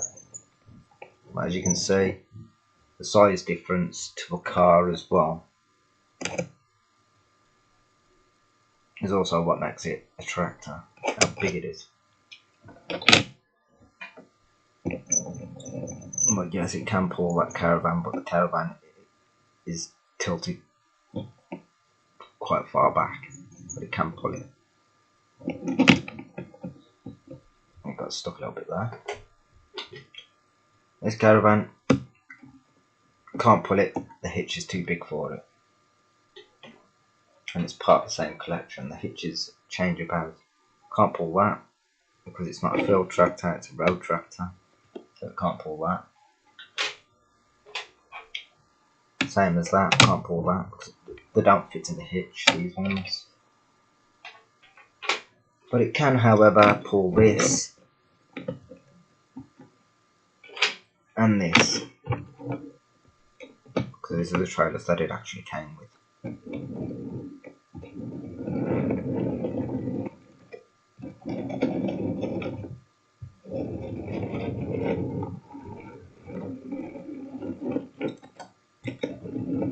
Now, I believe that Hanamag hasn't built anything other than a tractor. I don't think Hanamag have ever built trucks or anything like that. I could be wrong. But when I said that this one was a Hanamag WD, they are the same make. And they are equal size to one another. But what gives this way of being a tractor is it's got small wheels at the front, two big ones at the back. Two small ones at the front, two big ones at the back. Whatever. Never mind. So we're just done its actual trailers. Right, this is an agricultural trailer, which means it's made for field work. This cannot pull it. I mean, the Algeo trailer is an agricultural trailer, but because of how small and versatile it is, the road tractors could actually pull these. They've even used them on steam engines, I think. I could be wrong about that one as well. But anyway, this is a truck trailer now. This trailer actually belongs to a truck. But this tractor can pull it. It doesn't look very good, and it can snap the hitch. Because if you look at the size of the wheels difference, the tractor's wheels are actually smaller than the truck. Right, this one, the hitch doesn't fit. Right, moving on, next vehicle. Right, this one is my John Deere 6920S. It has a front loader, does move, lifts up and down. Wheels move. The tyres are rubber. I think that's about it on its features. Let's see what it can pull. Right, start with this, because this is actually a field tractor now. So this can and will pull this.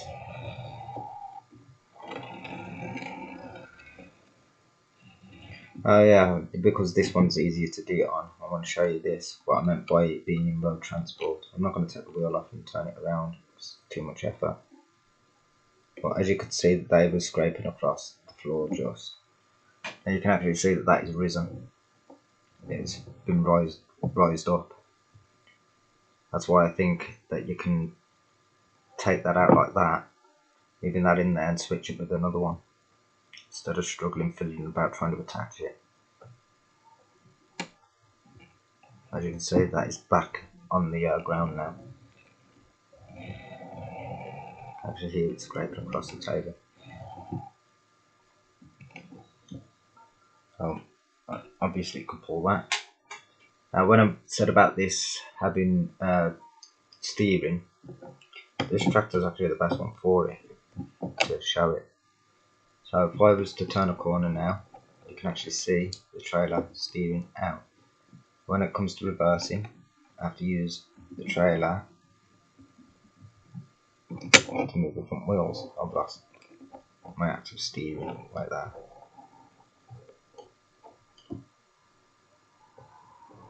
So when I pull that, that's it. It's weird how it works. By rights, what would make it a lot easier is if the trailer actually had the working steering. But enough about that. Obviously, you just saw that can actually pull that without any difficulty.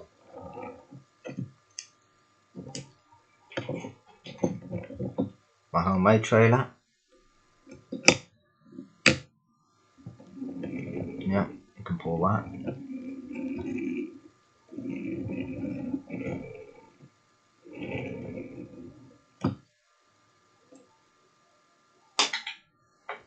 Caravan. No, the wheels ain't even. Oh, the wheels are touching the floor. You can just about pull it. I wouldn't trust it on there. This caravan. That's actually a better fit, so yeah, I would say that it could actually pull this caravan.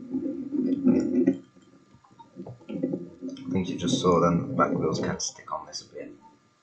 I'm not sure why it does that. Oh, it's just the one wheel sticking. Oh, clicked out of place, that's why. It's actually catching on the wheel things. Well, they need prizing out a bit. I don't know, this tractor's a bit weird when it's maneuverability. You didn't. I don't know if you saw it on that side because when I just saw this wheel stick, that one still moved. Which is not meant to be stuck together. Yeah, I'd say that could pull that caravan. This trailer.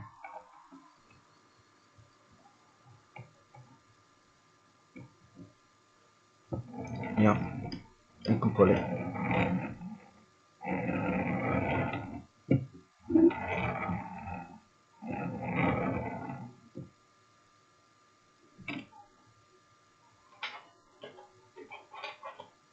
This trailer.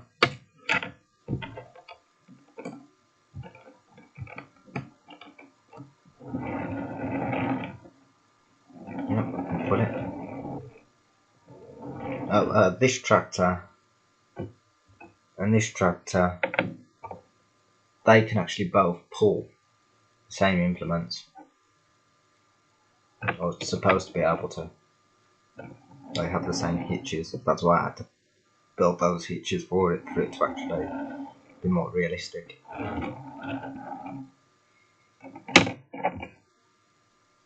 So I can pull that trailer. This trailer.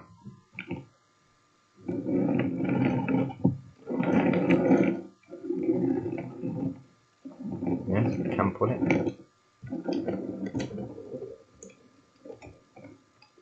Hold on a minute, I need to bring that back a bit.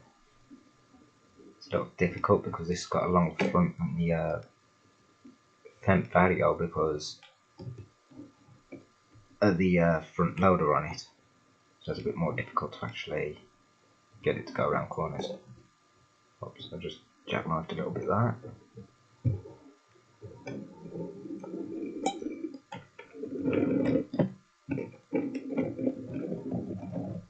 If you heard that little noise, that was me. I knocked the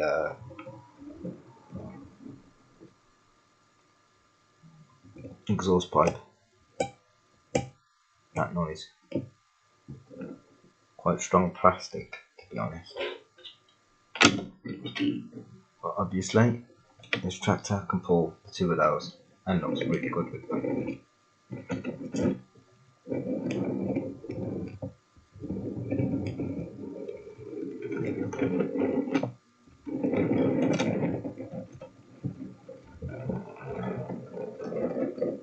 Now, I have seen this tractor on the internet actually, where it actually comes with two trailers.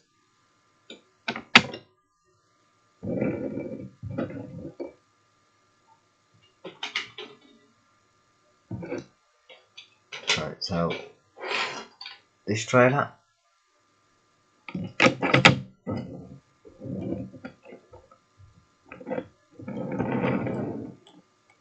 can see that pulls out.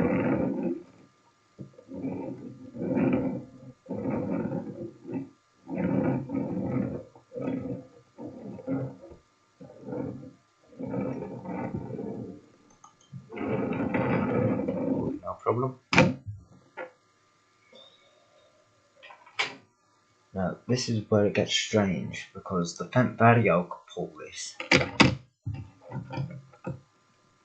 As I said, that these can pull the same trailers. I don't know if you can see that, but if you look at the tow hitch, it's actually flush with the height of the trailer, which means it's a lot harder for that to bounce off.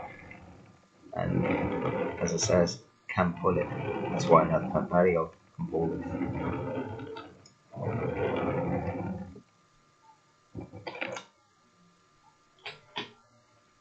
Same again with this.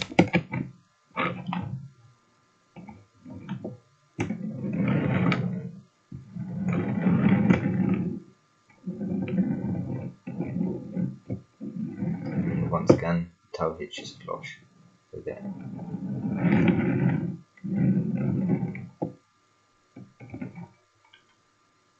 Right, next vehicle. Right, no more trailer hulling until I build a hitch for this, which I'm thinking about doing, but I don't know how to do it on this. But this has some cool features. That moves up and down. As you can see, the front wheels are tracked, and them tracks are not still. I can,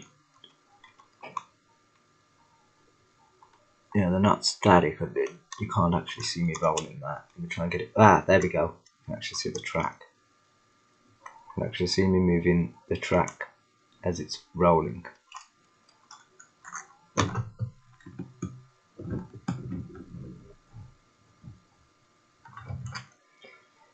Right, some cool features with this.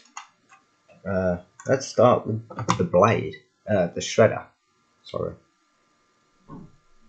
Fold these down again. Oh, because this gets a little bit difficult. There we go. There we go.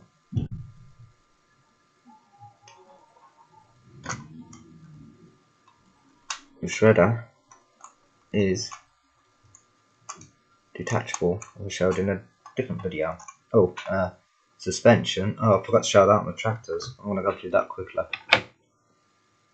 Suspension on the front wheels. The Hanomag WD. Suspension on the Deutsch Schlepper.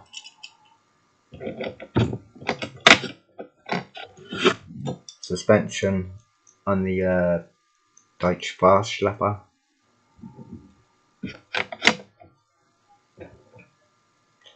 Suspension on the Fendt Barigo.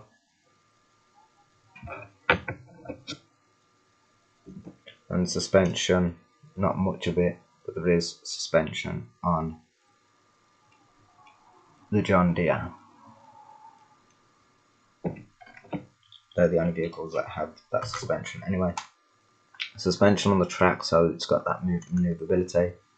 They do move separately, not synchronized. Like that. Get it in the light again. There we go. So yeah, move separately. Suspension on the back wheels. Right, let's get back to the features now. So obviously I'll put that on just show the suspension. To access the cab, the stair actually folds in and out.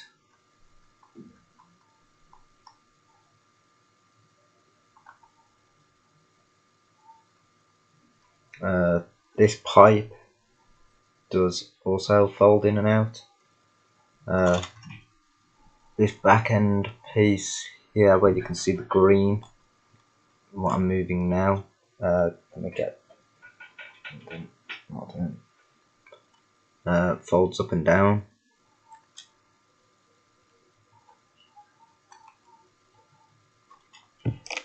Right, under here, let me bring the laptop a bit closer to me. Actually get it towards the light, ignore that was just a box. I have my laptop on. Yeah, there we go, we can see it. Can you see these? They do move, both of them. I thought it was only the one. And a little bit of a struggle to move. Let me try using a toothpick. Or cocktail stick rather. I'm not really saying toothpick on these, but sometimes I do use them as a toothpick, but this one's a cocktail stick. See? I use it on my model. Yeah, it's not letting me spin those. I think I just moved one. No. Oh, now I have. You can see that I've moved that slightly.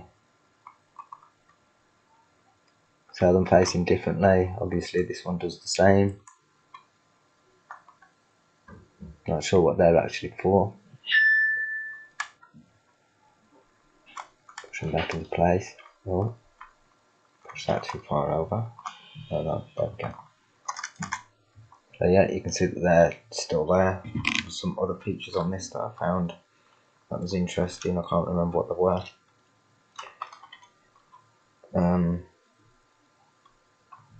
Is that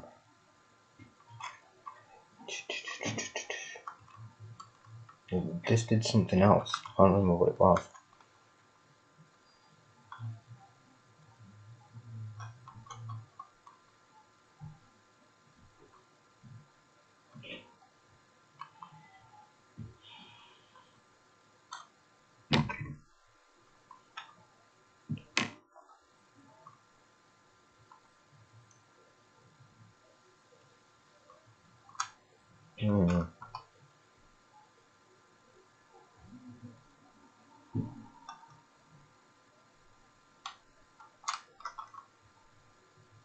What else could this do?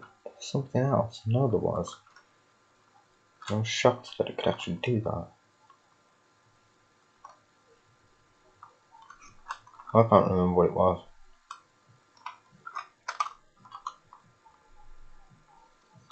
Take the blade off, see if I can find it from that.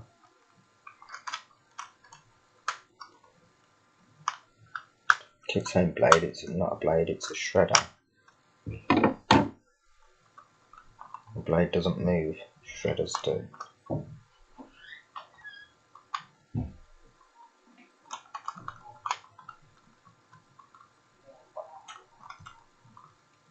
I should say a blade doesn't move electronically.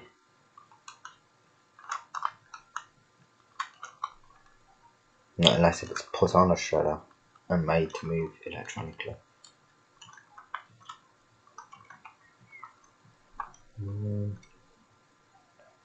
I found another feature on this that I couldn't figure out what it was.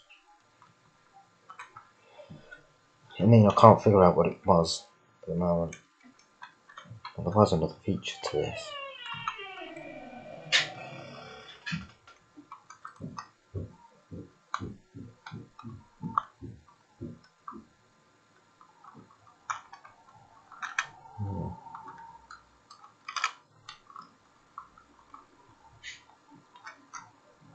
Yeah, I think I've covered it all.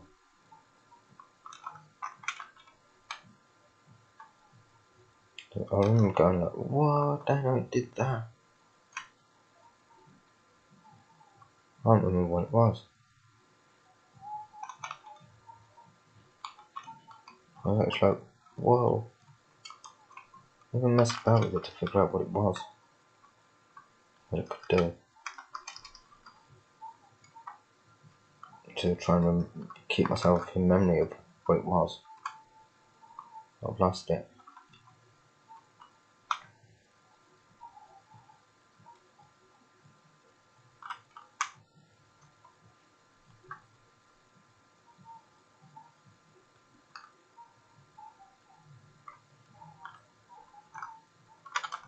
It's something to do with the cab opening now. Oh, another little feature there. It's actually got a fire extinguisher.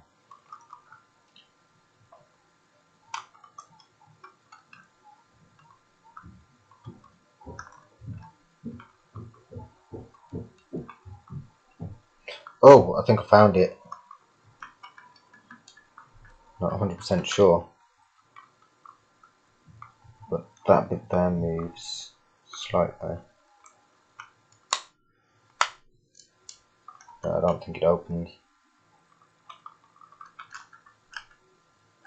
No, I think I was just taking that out. Maybe that might help though.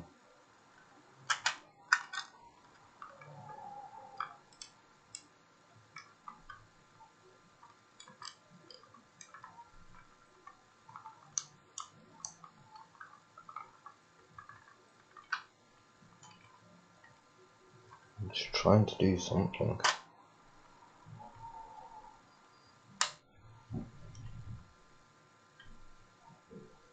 Yeah, I don't think that's meant to open.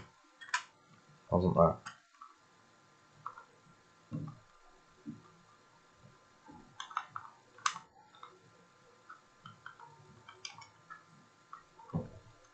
Okay, David.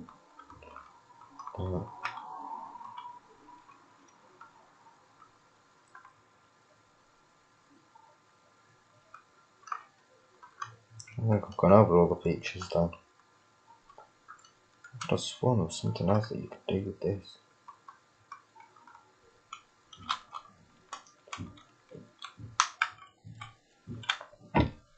Blade. No.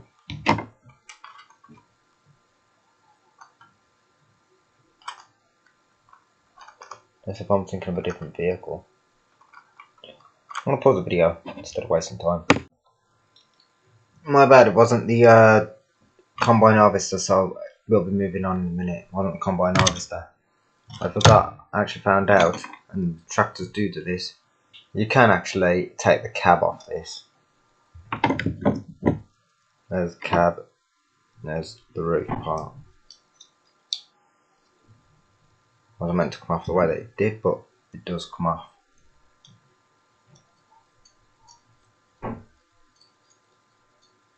And it's not that difficult to put back on. Or shouldn't be. Oh, I got it the wrong way around. It's that way. Yeah, the glass pot wasn't meant to fall out. Not meant to do that much.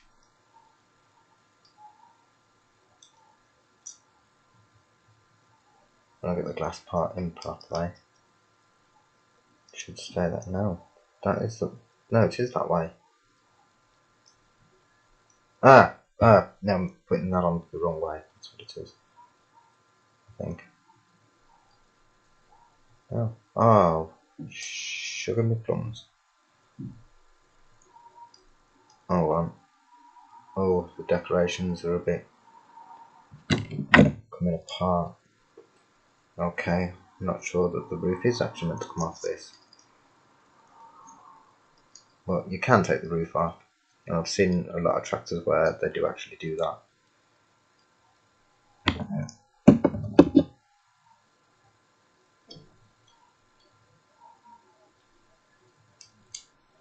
There we go.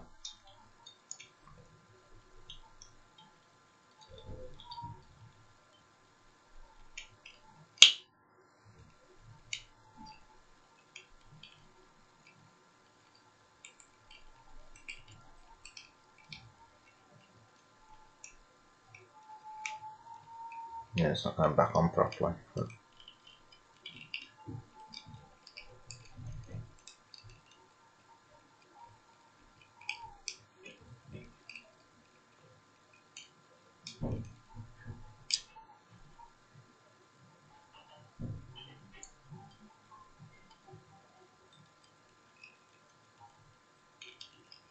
Oh, there we go.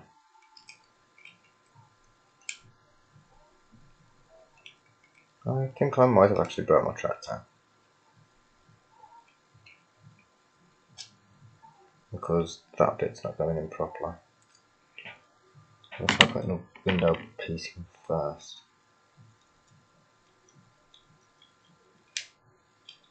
There we go.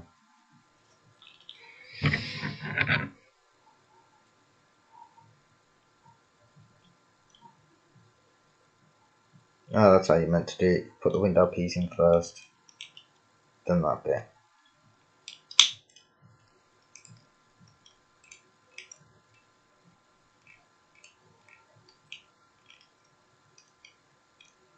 It's still not going in properly. Ah, there we go. Yeah, that's it. So you can actually detach the cap.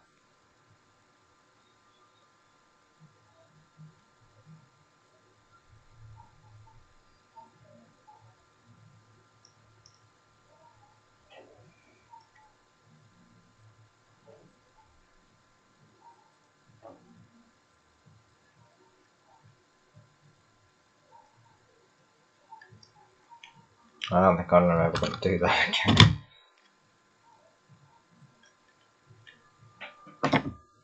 So, moving on. Right, the next one is this. Now, I pretended I knew the make on this. I thought it said it underneath, but I have no idea what the actual make is on this. What's actually said underneath is the code numbers and everything to it. But wheels move, front and back. It's got doubles on the back. Let's see what trailers it can pull. Oh, they are working on this one. So the first trailer is this. Yes, it can pull this. I actually have this originally on here, so it looks cool with the truck.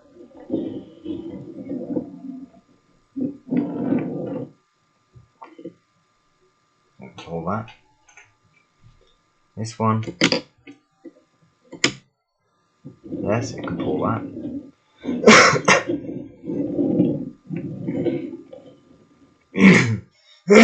Now this is not a modified tow hitch, so don't get that twisted. This tow hitch is actually built to the truck itself. It's meant to have it.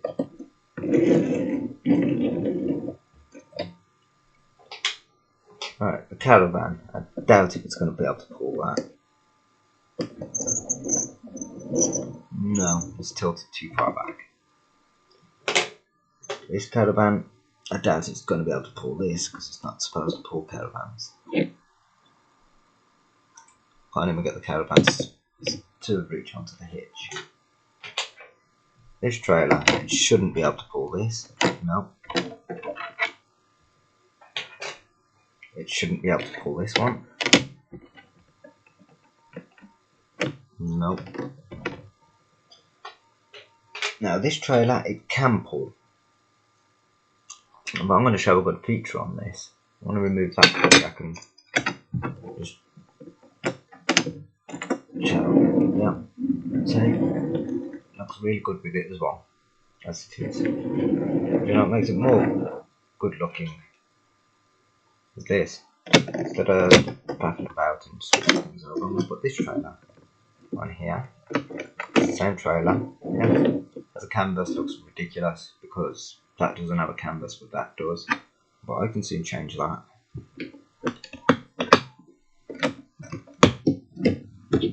The canvas actually fits to the truck.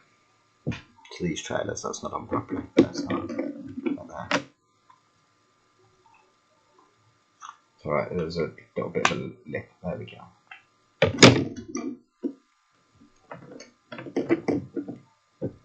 And now it looks cool.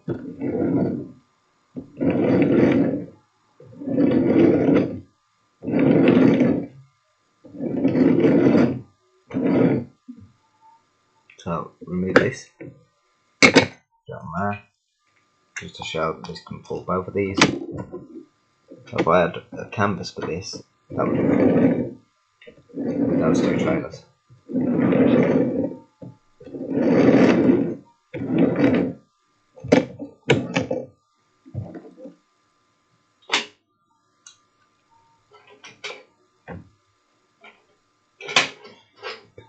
Now this trailer shouldn't be able to pull. No.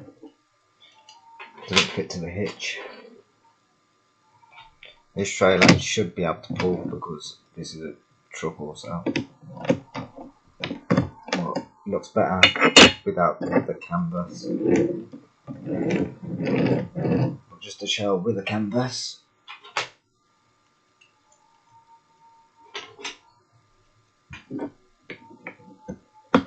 As it does look cool with the canvas, this truck does. Hold on, I've got to clip it in again. Occasionally tell that fits on properly the way that it just clips in.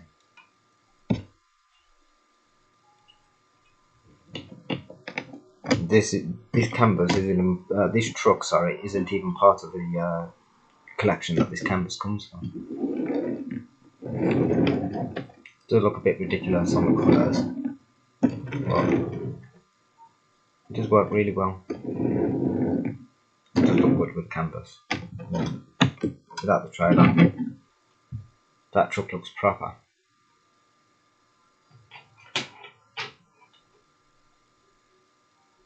Right, this trailer, I'm not sure if this can pull this or not. Yes, it can.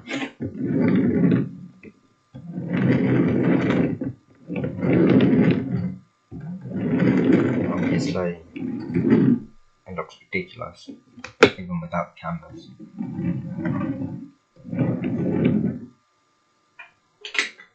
Right, that's it. Moving on to the next vehicle. Right, now this truck, one of my favourite trucks. be honest. I've mentioned this in my videos quite a few times. This is the Mercedes-Benz L10000, built from 1937 to 1944. And my own homemade tow hitch on there. It's not a modification because I can actually take that hitch off. Well, let's see what implements it can pull. Obviously it won't pull the plough. The plough actually to one side. Same with the other vehicles. This trailer. Yes, I can pull that. Also, this truck has a canvas. So, it's better with this canvas, to be honest. Strange looking truck. My homemade trailer. Yes, I can pull that.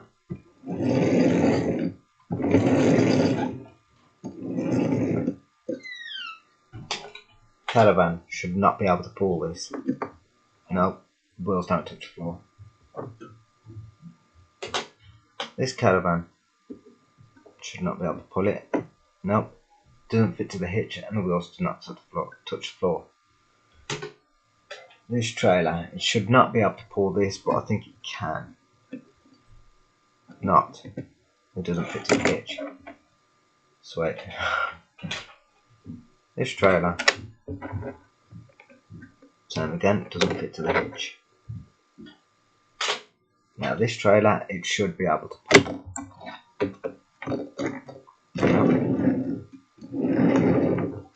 But if you look at the hitch, it's actually slanting upwards towards the truck, but it still fits on there. It doesn't get in the way or nothing. Because these trailers are actually smaller than truck trailers. These are not actually meant to go on trucks. They're meant to go on tractors. That's it with all three. You see that looks cool with the canvas. Especially with the matching colour of the trucks and trailers. Looks quite neat. The only thing that ruins it is the wheels. Which I wish I hadn't mentioned, that probably wouldn't have noticed.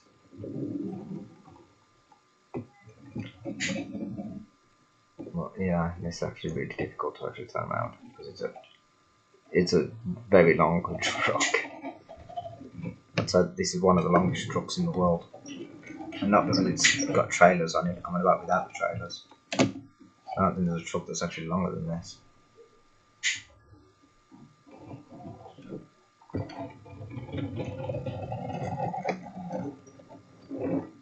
But there we have it. Right.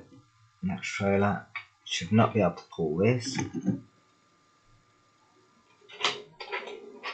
because it doesn't fit to trucks. Which the other trailers didn't. This definitely shouldn't. Nope, doesn't fit. This trailer is supposed to go on trucks. As you can see, the wheels are actually exactly the same. Yeah, works perfect, but looks absolutely weird because of this canvas being higher than this one, and this one being labelled and this one being blank. But if I remove that canvas and this canvas, that now actually looks quite neat.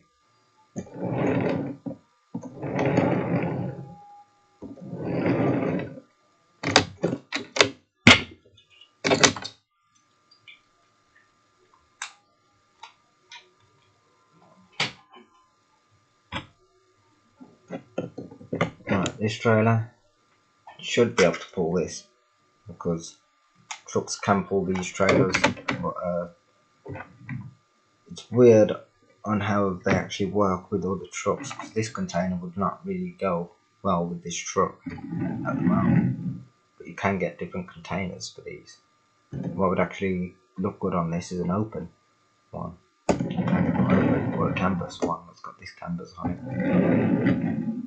But in all fairness, it still looks good. Right, that's that one. Right, Pausing video, next vehicle. It's another Mercedes truck, not sure the years or much about it, but wheels move, it's got double wheels, it's got single wheels there. The Mercedes L10,000, I should have mentioned, all the wheels do move, but all the wheels single, there's no doubles on it, which in real life, there's no doubles. But anyway, this has a tow hitch. I'll pull this trailer, looks pretty neat.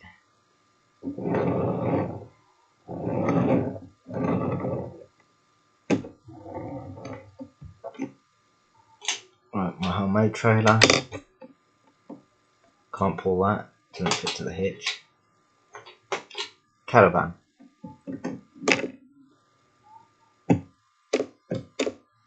No, it's actually pulling the truck down. When I do that lifts the caravan completely up. Caravan's not going to touch the floor. It's quite fair. This caravan shouldn't be able to pull that. No, it doesn't fit to the hitch. Shouldn't be able to pull this. No, doesn't fit to the hitch. By the way, it's not a homemade hitch on this, it's the actual truck's hitch. Shouldn't be able to pull this. No, doesn't fit to the hitch. This trailer should be able to pull. Now I'm going to remove the canvas off there for a moment. No, fits quite nicely.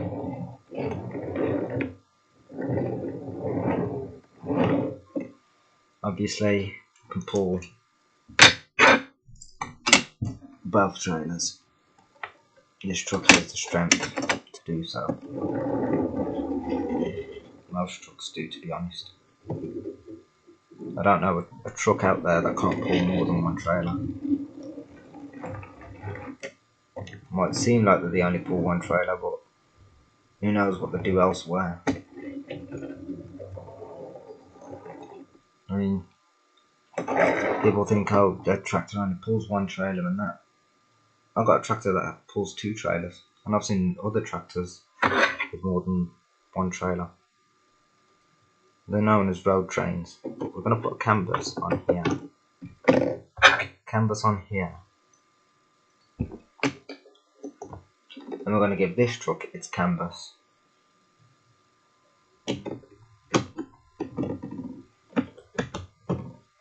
we go. Doesn't look too bad, but the colouring is a bit odd. So, remove those.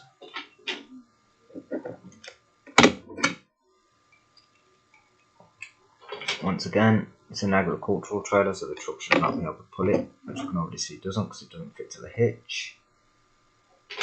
Anyway, here's its actual trailer. That's the actual truck trailer.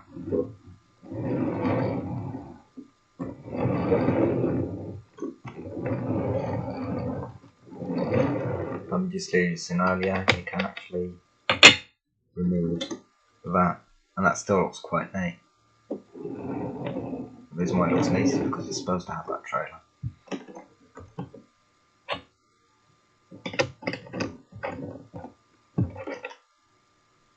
Looks like we won't be doing any constructing today. Right, this trailer, I don't know if this truck can pull it or not. I don't think it can. No, that truck's not meant to pull that trailer. Which makes sense, because by rights, having it open like that, that does look a little bit like an agricultural truck. The only problem is the flat front on the cab. I mean, it can visit to farms and that, but it is possible that that thing could get stuck if it went over mud, a really muddy place. And on farms, the mud can actually get really sludgy, and the truck can get stuck very easily. I mean, tractors have done it themselves. That's why they made tractors more advanced. Anyway, next vehicle.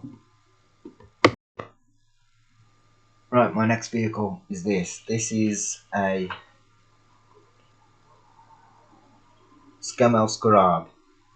built from 1948 to 1967. It's only got 3 wheels, front wheel moves, 2 back wheels move. Right, trailers it can pull.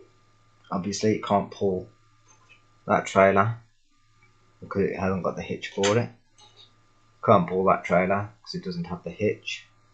Can't pull the caravans, doesn't have the hitch. Right, this is articulated. The trailer it actually pulls is this. I only have one trailer that this can pull.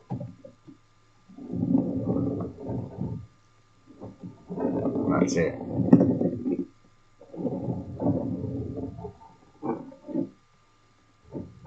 Looks strange at the front, to be honest. I'm going to bring the front round a bit. Oh, I forgot it does that.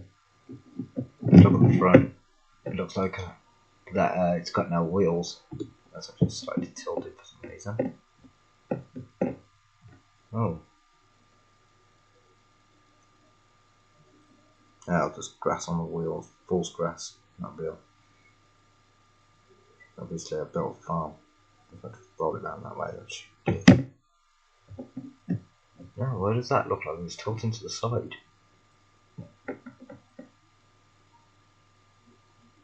Oh, that looks stray.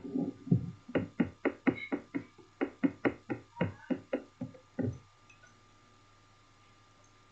think this might just be badly made.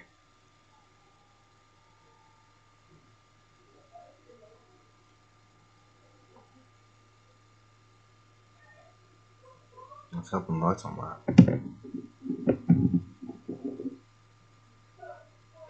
Still looks neat though. Keep on still. So yeah, looks like it's smiling at you from the front. As if it's a dog or a puppy dog. Look, got its little nose there, his little smiley mouth, and the windows of his eyes. I mean, they look hilarious. But I like vehicles that look hilarious because they make people smile. Make me smile. It's like my Hanomag tractor. This one. And the other one actually. How ridiculous that one looks. I mean, you'd think that was a car, not a tractor. And let me put a pin in front of this so it stops rolling off. You watch it roll up and then. I mean, believe it or not, but these are actually quite small, as you can see, to the tractor. But the tractor is quite small itself. I mean, that compared to the Fendt Vario, there is a massive size difference. And these are, except that that's a 176, but 176 is equal to the 187. So this is 176, these are 187 scale. And obviously, all the rest of the tractors that I've got and the combine harvester and that made by this company in the 187 scale. So all my stuff is 187 and 176 so far. I will be looking into getting to 172, which will be military vehicles. Because on the 172 they actually make the tracks work purposely. I mean, there are very few of 176 scale things that can do that. I mean, I have a tank that's a 176 scale where the tracks work. But getting them in a 176 scale is like looking for a needle in a haystack. Oh, I should mention as well that most of my trucks, like this one, are made by the same company over the tractors. Same as the one that this belongs to. These are all 187 scale. So are the cars made by the same company. Which have only got 3 cars for some reason. Anyway, let's turn our attention to this. Now, this has some good features. It's a Mercedes truck. I don't know what the actual make is on this or any dates or anything. But underneath you've got the spare wheel there. There is a bit of exhaust pipe out. All the wheels move. They're single, they're double, they're single. I can try and get this in the light. I'm gonna bring a bit more light over there. Give me 2 seconds.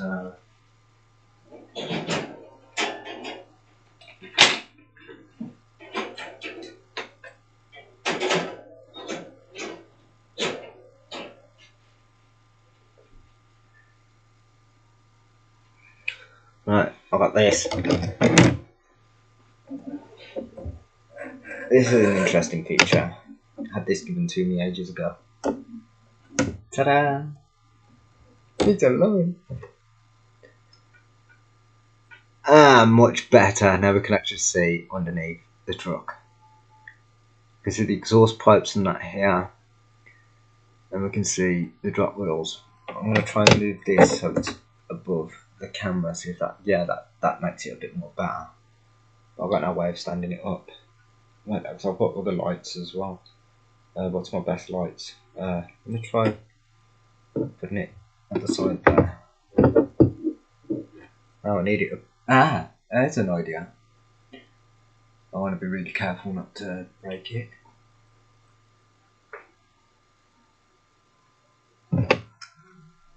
Much better. We can actually see the detail.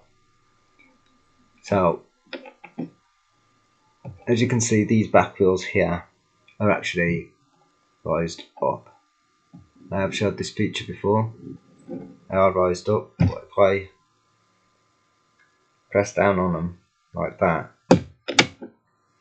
they are now down. But the problem is if it goes over a bump or something and pushes up like that, the wheels end up staying back up. So, another feature of my own creation, not a modification, an extra, just in the back of here, is this little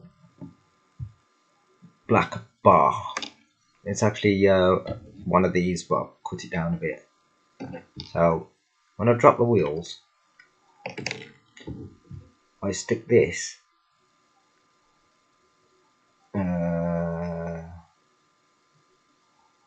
that way around. Stick this under the bar while the wheels are dropped. And it's not doing it. Oh no, I've got it the wrong way, that's why. So stick this under the bar where the wheels are dropped. Using this other stick, I actually keep this for this truck because of all the stuff that this can do. I push that in place. I mean, when you heard me lift it up just, you should have heard a click. Now look at this. It goes over a bump. The wheels actually stay on the ground. They are not rising up. But anyway, while I've got this here, just to show you that this actually belongs to this. Works the same way as its trailer, just parks underneath. You got the stands up.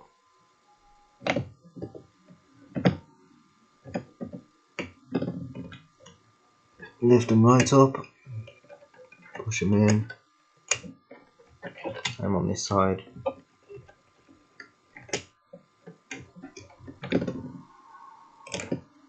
And our truck is secure. Now, trailers it can pull. Start with this one. It does have a tow hitch. It's not a made one. No, doesn't pull that. My homemade trailer. Oh, it does actually fit on. No, that doesn't look too bad actually. So yeah, I'll say you can pull that.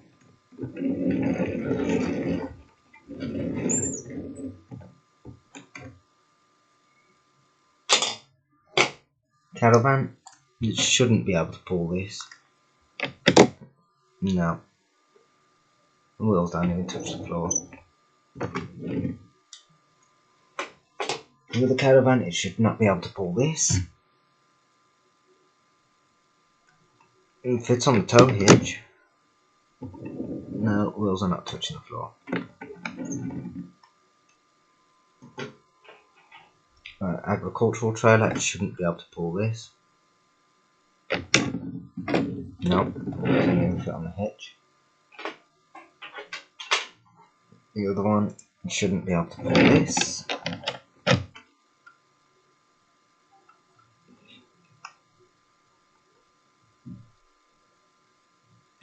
sort of fits on the hitch, so it can sort of pull it, but not meant to. It wasn't even on the hitch properly. Actually, dangerous to how it looks on the hitch. Like this trailer, it should be able to pull this. It might not. Oh, it's hooked on. So yeah, it can pull that. Oh, that fell off quite easily.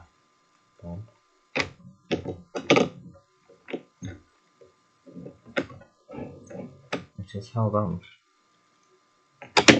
Let's see what it's like in a circle with both the trailers. It does have the ability to do that.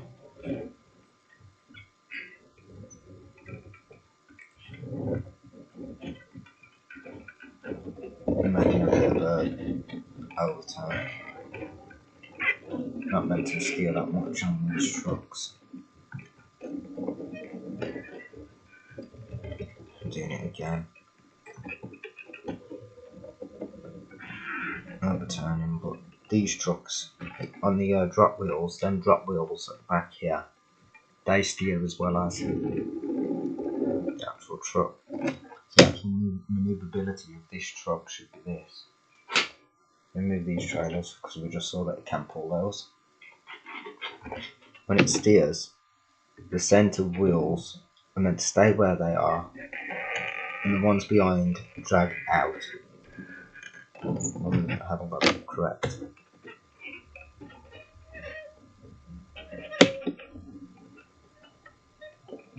You see the front wheels, the double wheels are still actually going forwards. The best way to actually do this, so we'll need to get this bar out anyway eventually,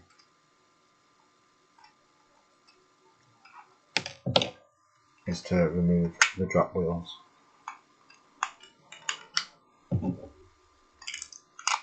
When I say remove, higher them up so they're not on the ground.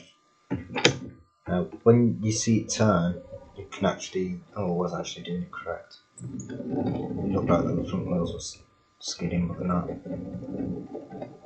But yeah, you're supposed to actually turn on these wheels and let these ones follow these ones round instead of it turning like a normal truck. Right, next trailer is this one. It should not be able to pull this. I'll be shocked if it does. It does fit on the hitch just about, but it's not secure. So eventually, if it goes to go out with a speed bump or something, that would happen. I didn't even have to touch it. It's already detached. But it should be able to pull this one, because this is also a truck trailer.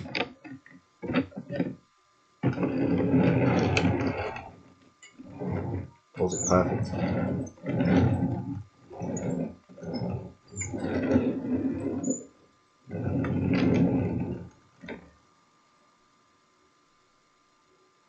One will pull it. Right. Next one. It'll definitely pull this one.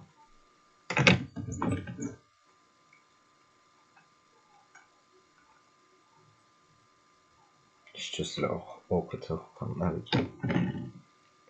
And that's its actual trailer. Nice little truck. Right, moving on to the next vehicle. Right, this truck, Manti G460. Don't know any more than that. See, single wheels there, double wheels. Single wheels up front, double wheels at the back. Quite a neat little truck. We've already done the implements. Yeah. Belongs with this trailer. Obviously it can't pull any of the others because it doesn't have a tow hitch on it. Now some of these trucks can have tow hitches for towing up these sort of trailers, ones that have got them on it.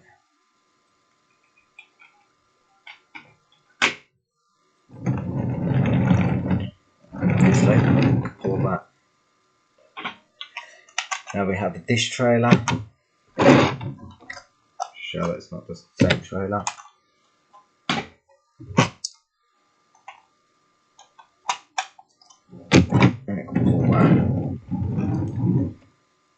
would be really funny, which I don't think it can do, is if it was able to pull this. I'm gonna try it. Just show that it can pull that.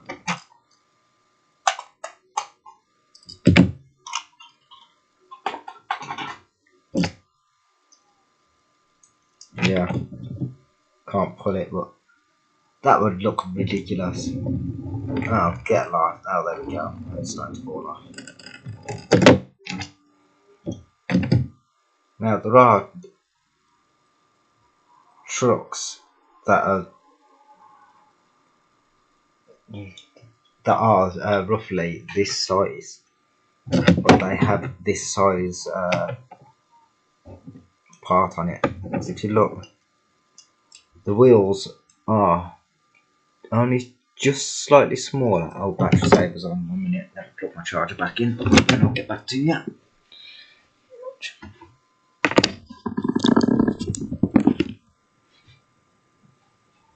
There we go.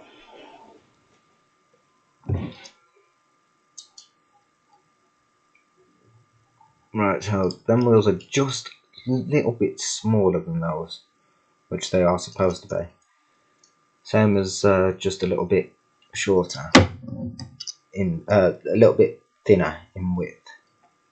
You can actually tell they are of the size by the doors, because the door only reaches to that level there. There is the finishing of the cab door. There's supposed to be steps to oh no. Oh, they've done that a little bit weird. Apparently the door actually ends down here on this, but that would mean that if it does, that there's still steps to go up into the cab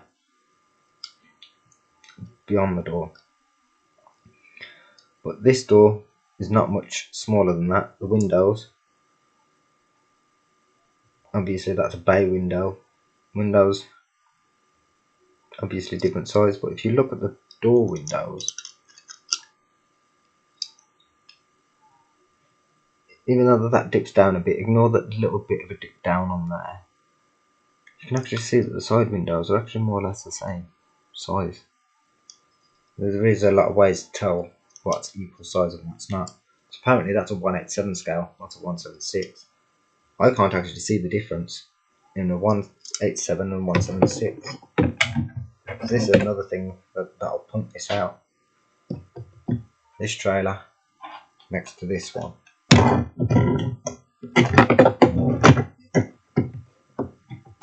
Only just a little bit shorter, but in width they are the exact same width.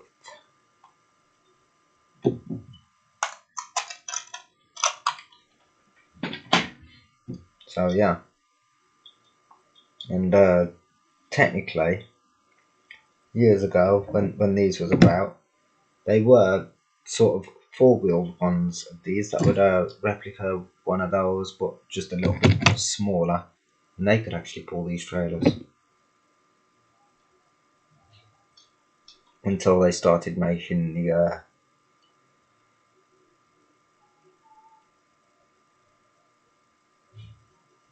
Scanias. And yeah, until they started actually making these type trucks. Oh, I just don't say that. Because these were roughly 1960 in it. 1948 to 1967.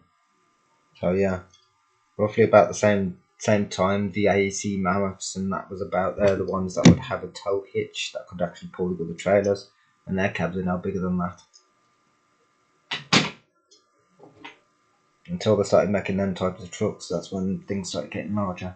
Anyway, moving on to next vehicle. Mercedes-Benz Actros. I don't know any years on it, but got some good features. Nice Mercedes-Benz badge on the front. Front wheels are double, back wheels single. It's got a spare wheel there. I should have showed that on this one. This one has a spare wheel. Anyway, trailers it can pull. It can pull this one. This does not belong to this truck.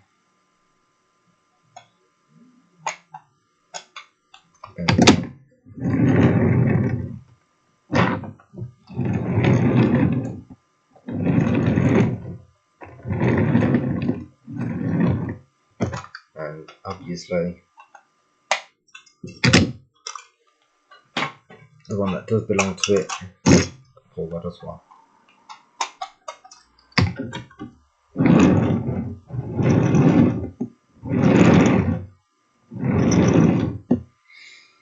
Oh yeah, and my trucks. There's only one slight downfall I have with this truck.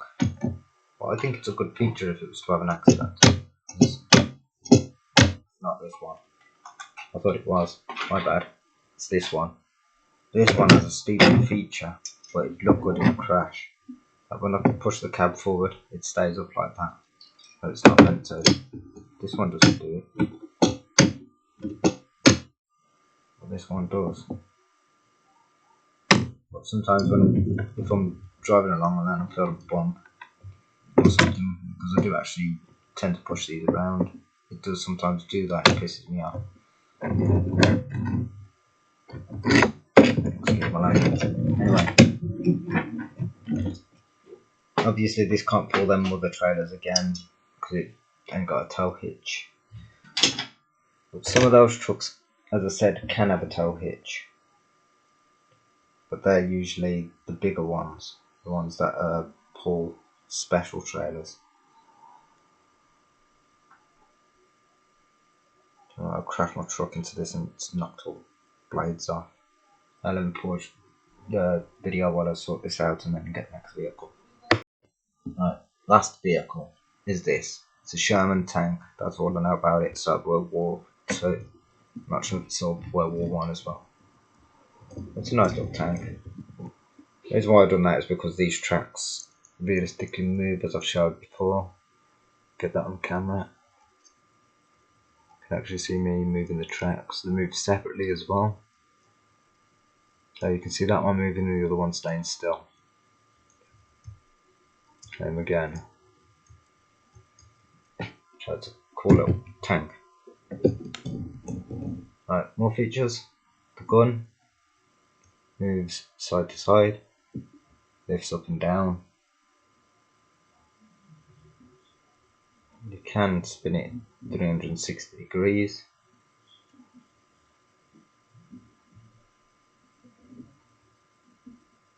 It does get a little bit stuck sometimes. You just have to move the gun up a little bit more. So unfortunately, it's quite weakish on its movement. There you can see that. As it says, it can move up and down. There's another gun on top of there. It doesn't move unless that moves and moves like that. That's about it. I still think I'm missing a feature off something. I still feel like I'm missing a feature off this combine harvester.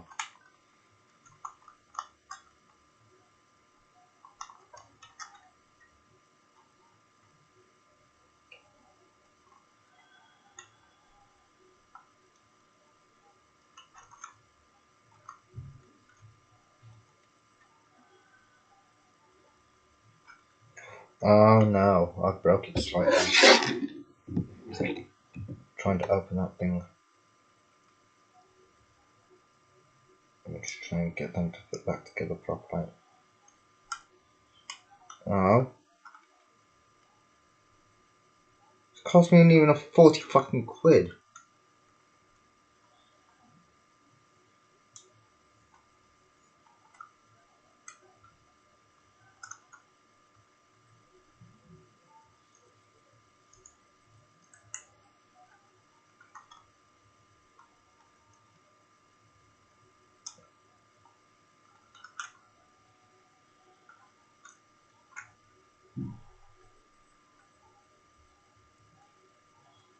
I can make it look like it's not broken, that's it, but it's not fastening to the part where it needs to be.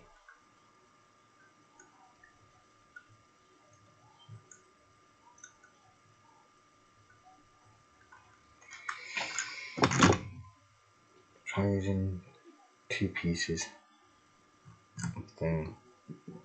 Yeah, that's where it's broke right there.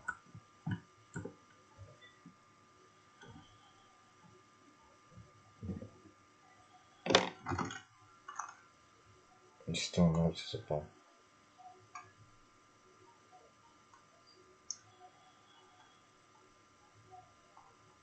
Okay, yeah.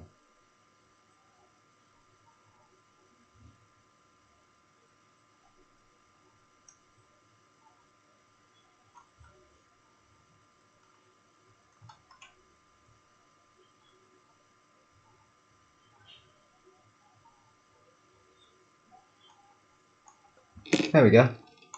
Can't tell that that's broken now. Just let you know it's the little very thin pipe on bring it closer, you might just be able to see the breakage. Yeah, I can actually see that it's still noticeable myself.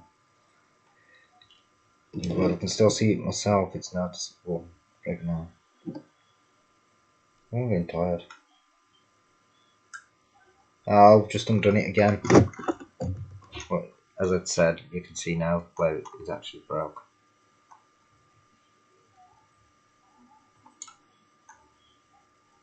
There.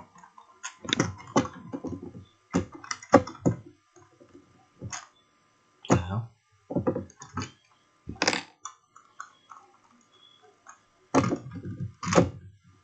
The fuck?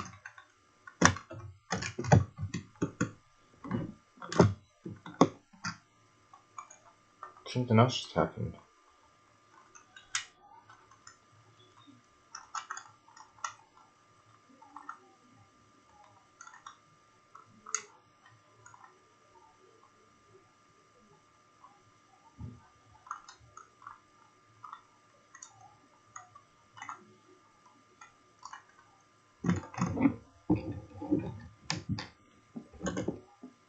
Let's see if I can get this to look really neat. It's not noticeable at all. Not because I'm trying to sell it or anything like that. Because I don't like broken things.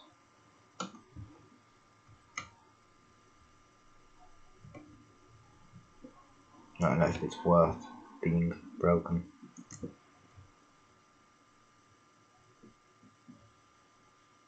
Not the stands on my one caravan. They were worth breaking off because they're messing up the performance of the caravan. And I didn't break them off, I chopped them off.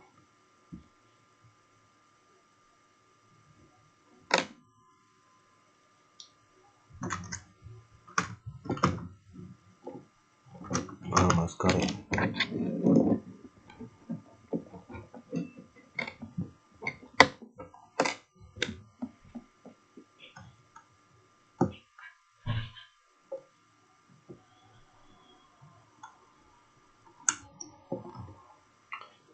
Fuck's sake. Try from this angle.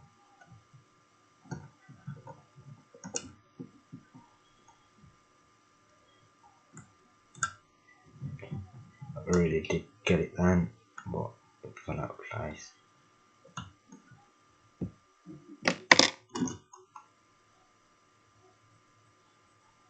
How would you look at that? I'm going to bring that real close to the camera.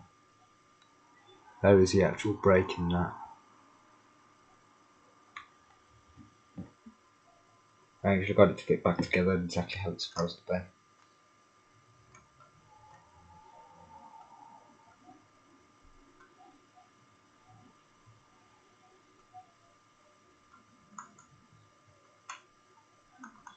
I'm sure that could do something other than spin around.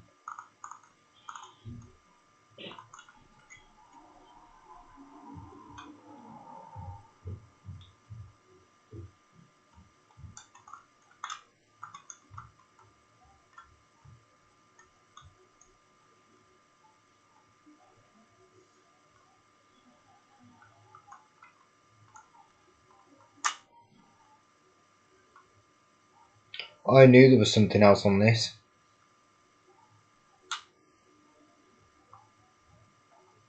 Right, inside there are actual blades and you can spin them. which is quite a cool feature.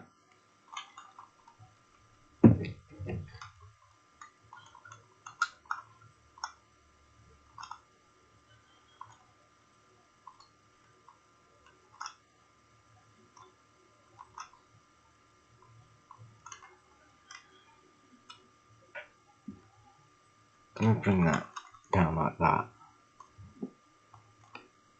Yeah, can you see that bit of plastic there? I've just moved it and brought another one back. That's what I mean by them blades that actually spin.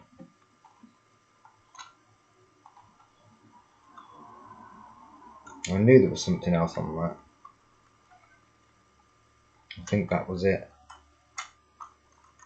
I can't think of it being anything else.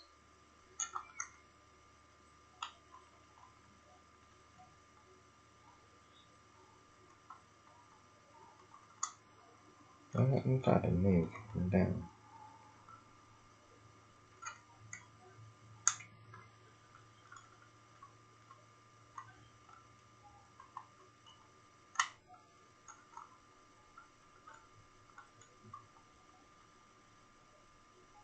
Yeah. Still think there's something else on this. Because that didn't actually sound much to me. I think because I just found that technically by accident.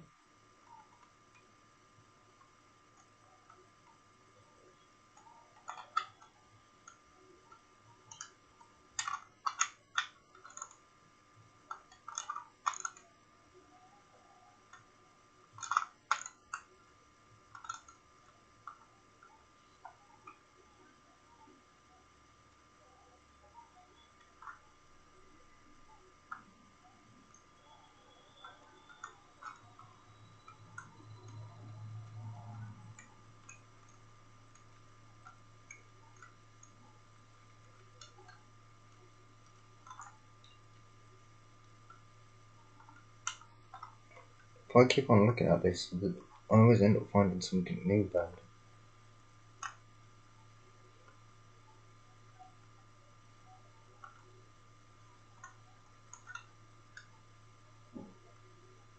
The pipe's not hollow, it's solid.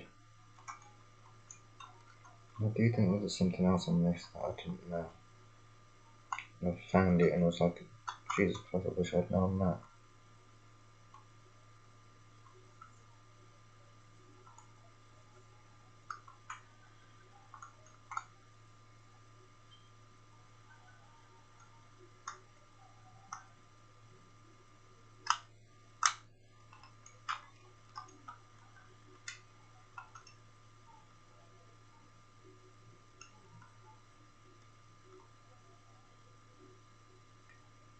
No, I think I've covered everything.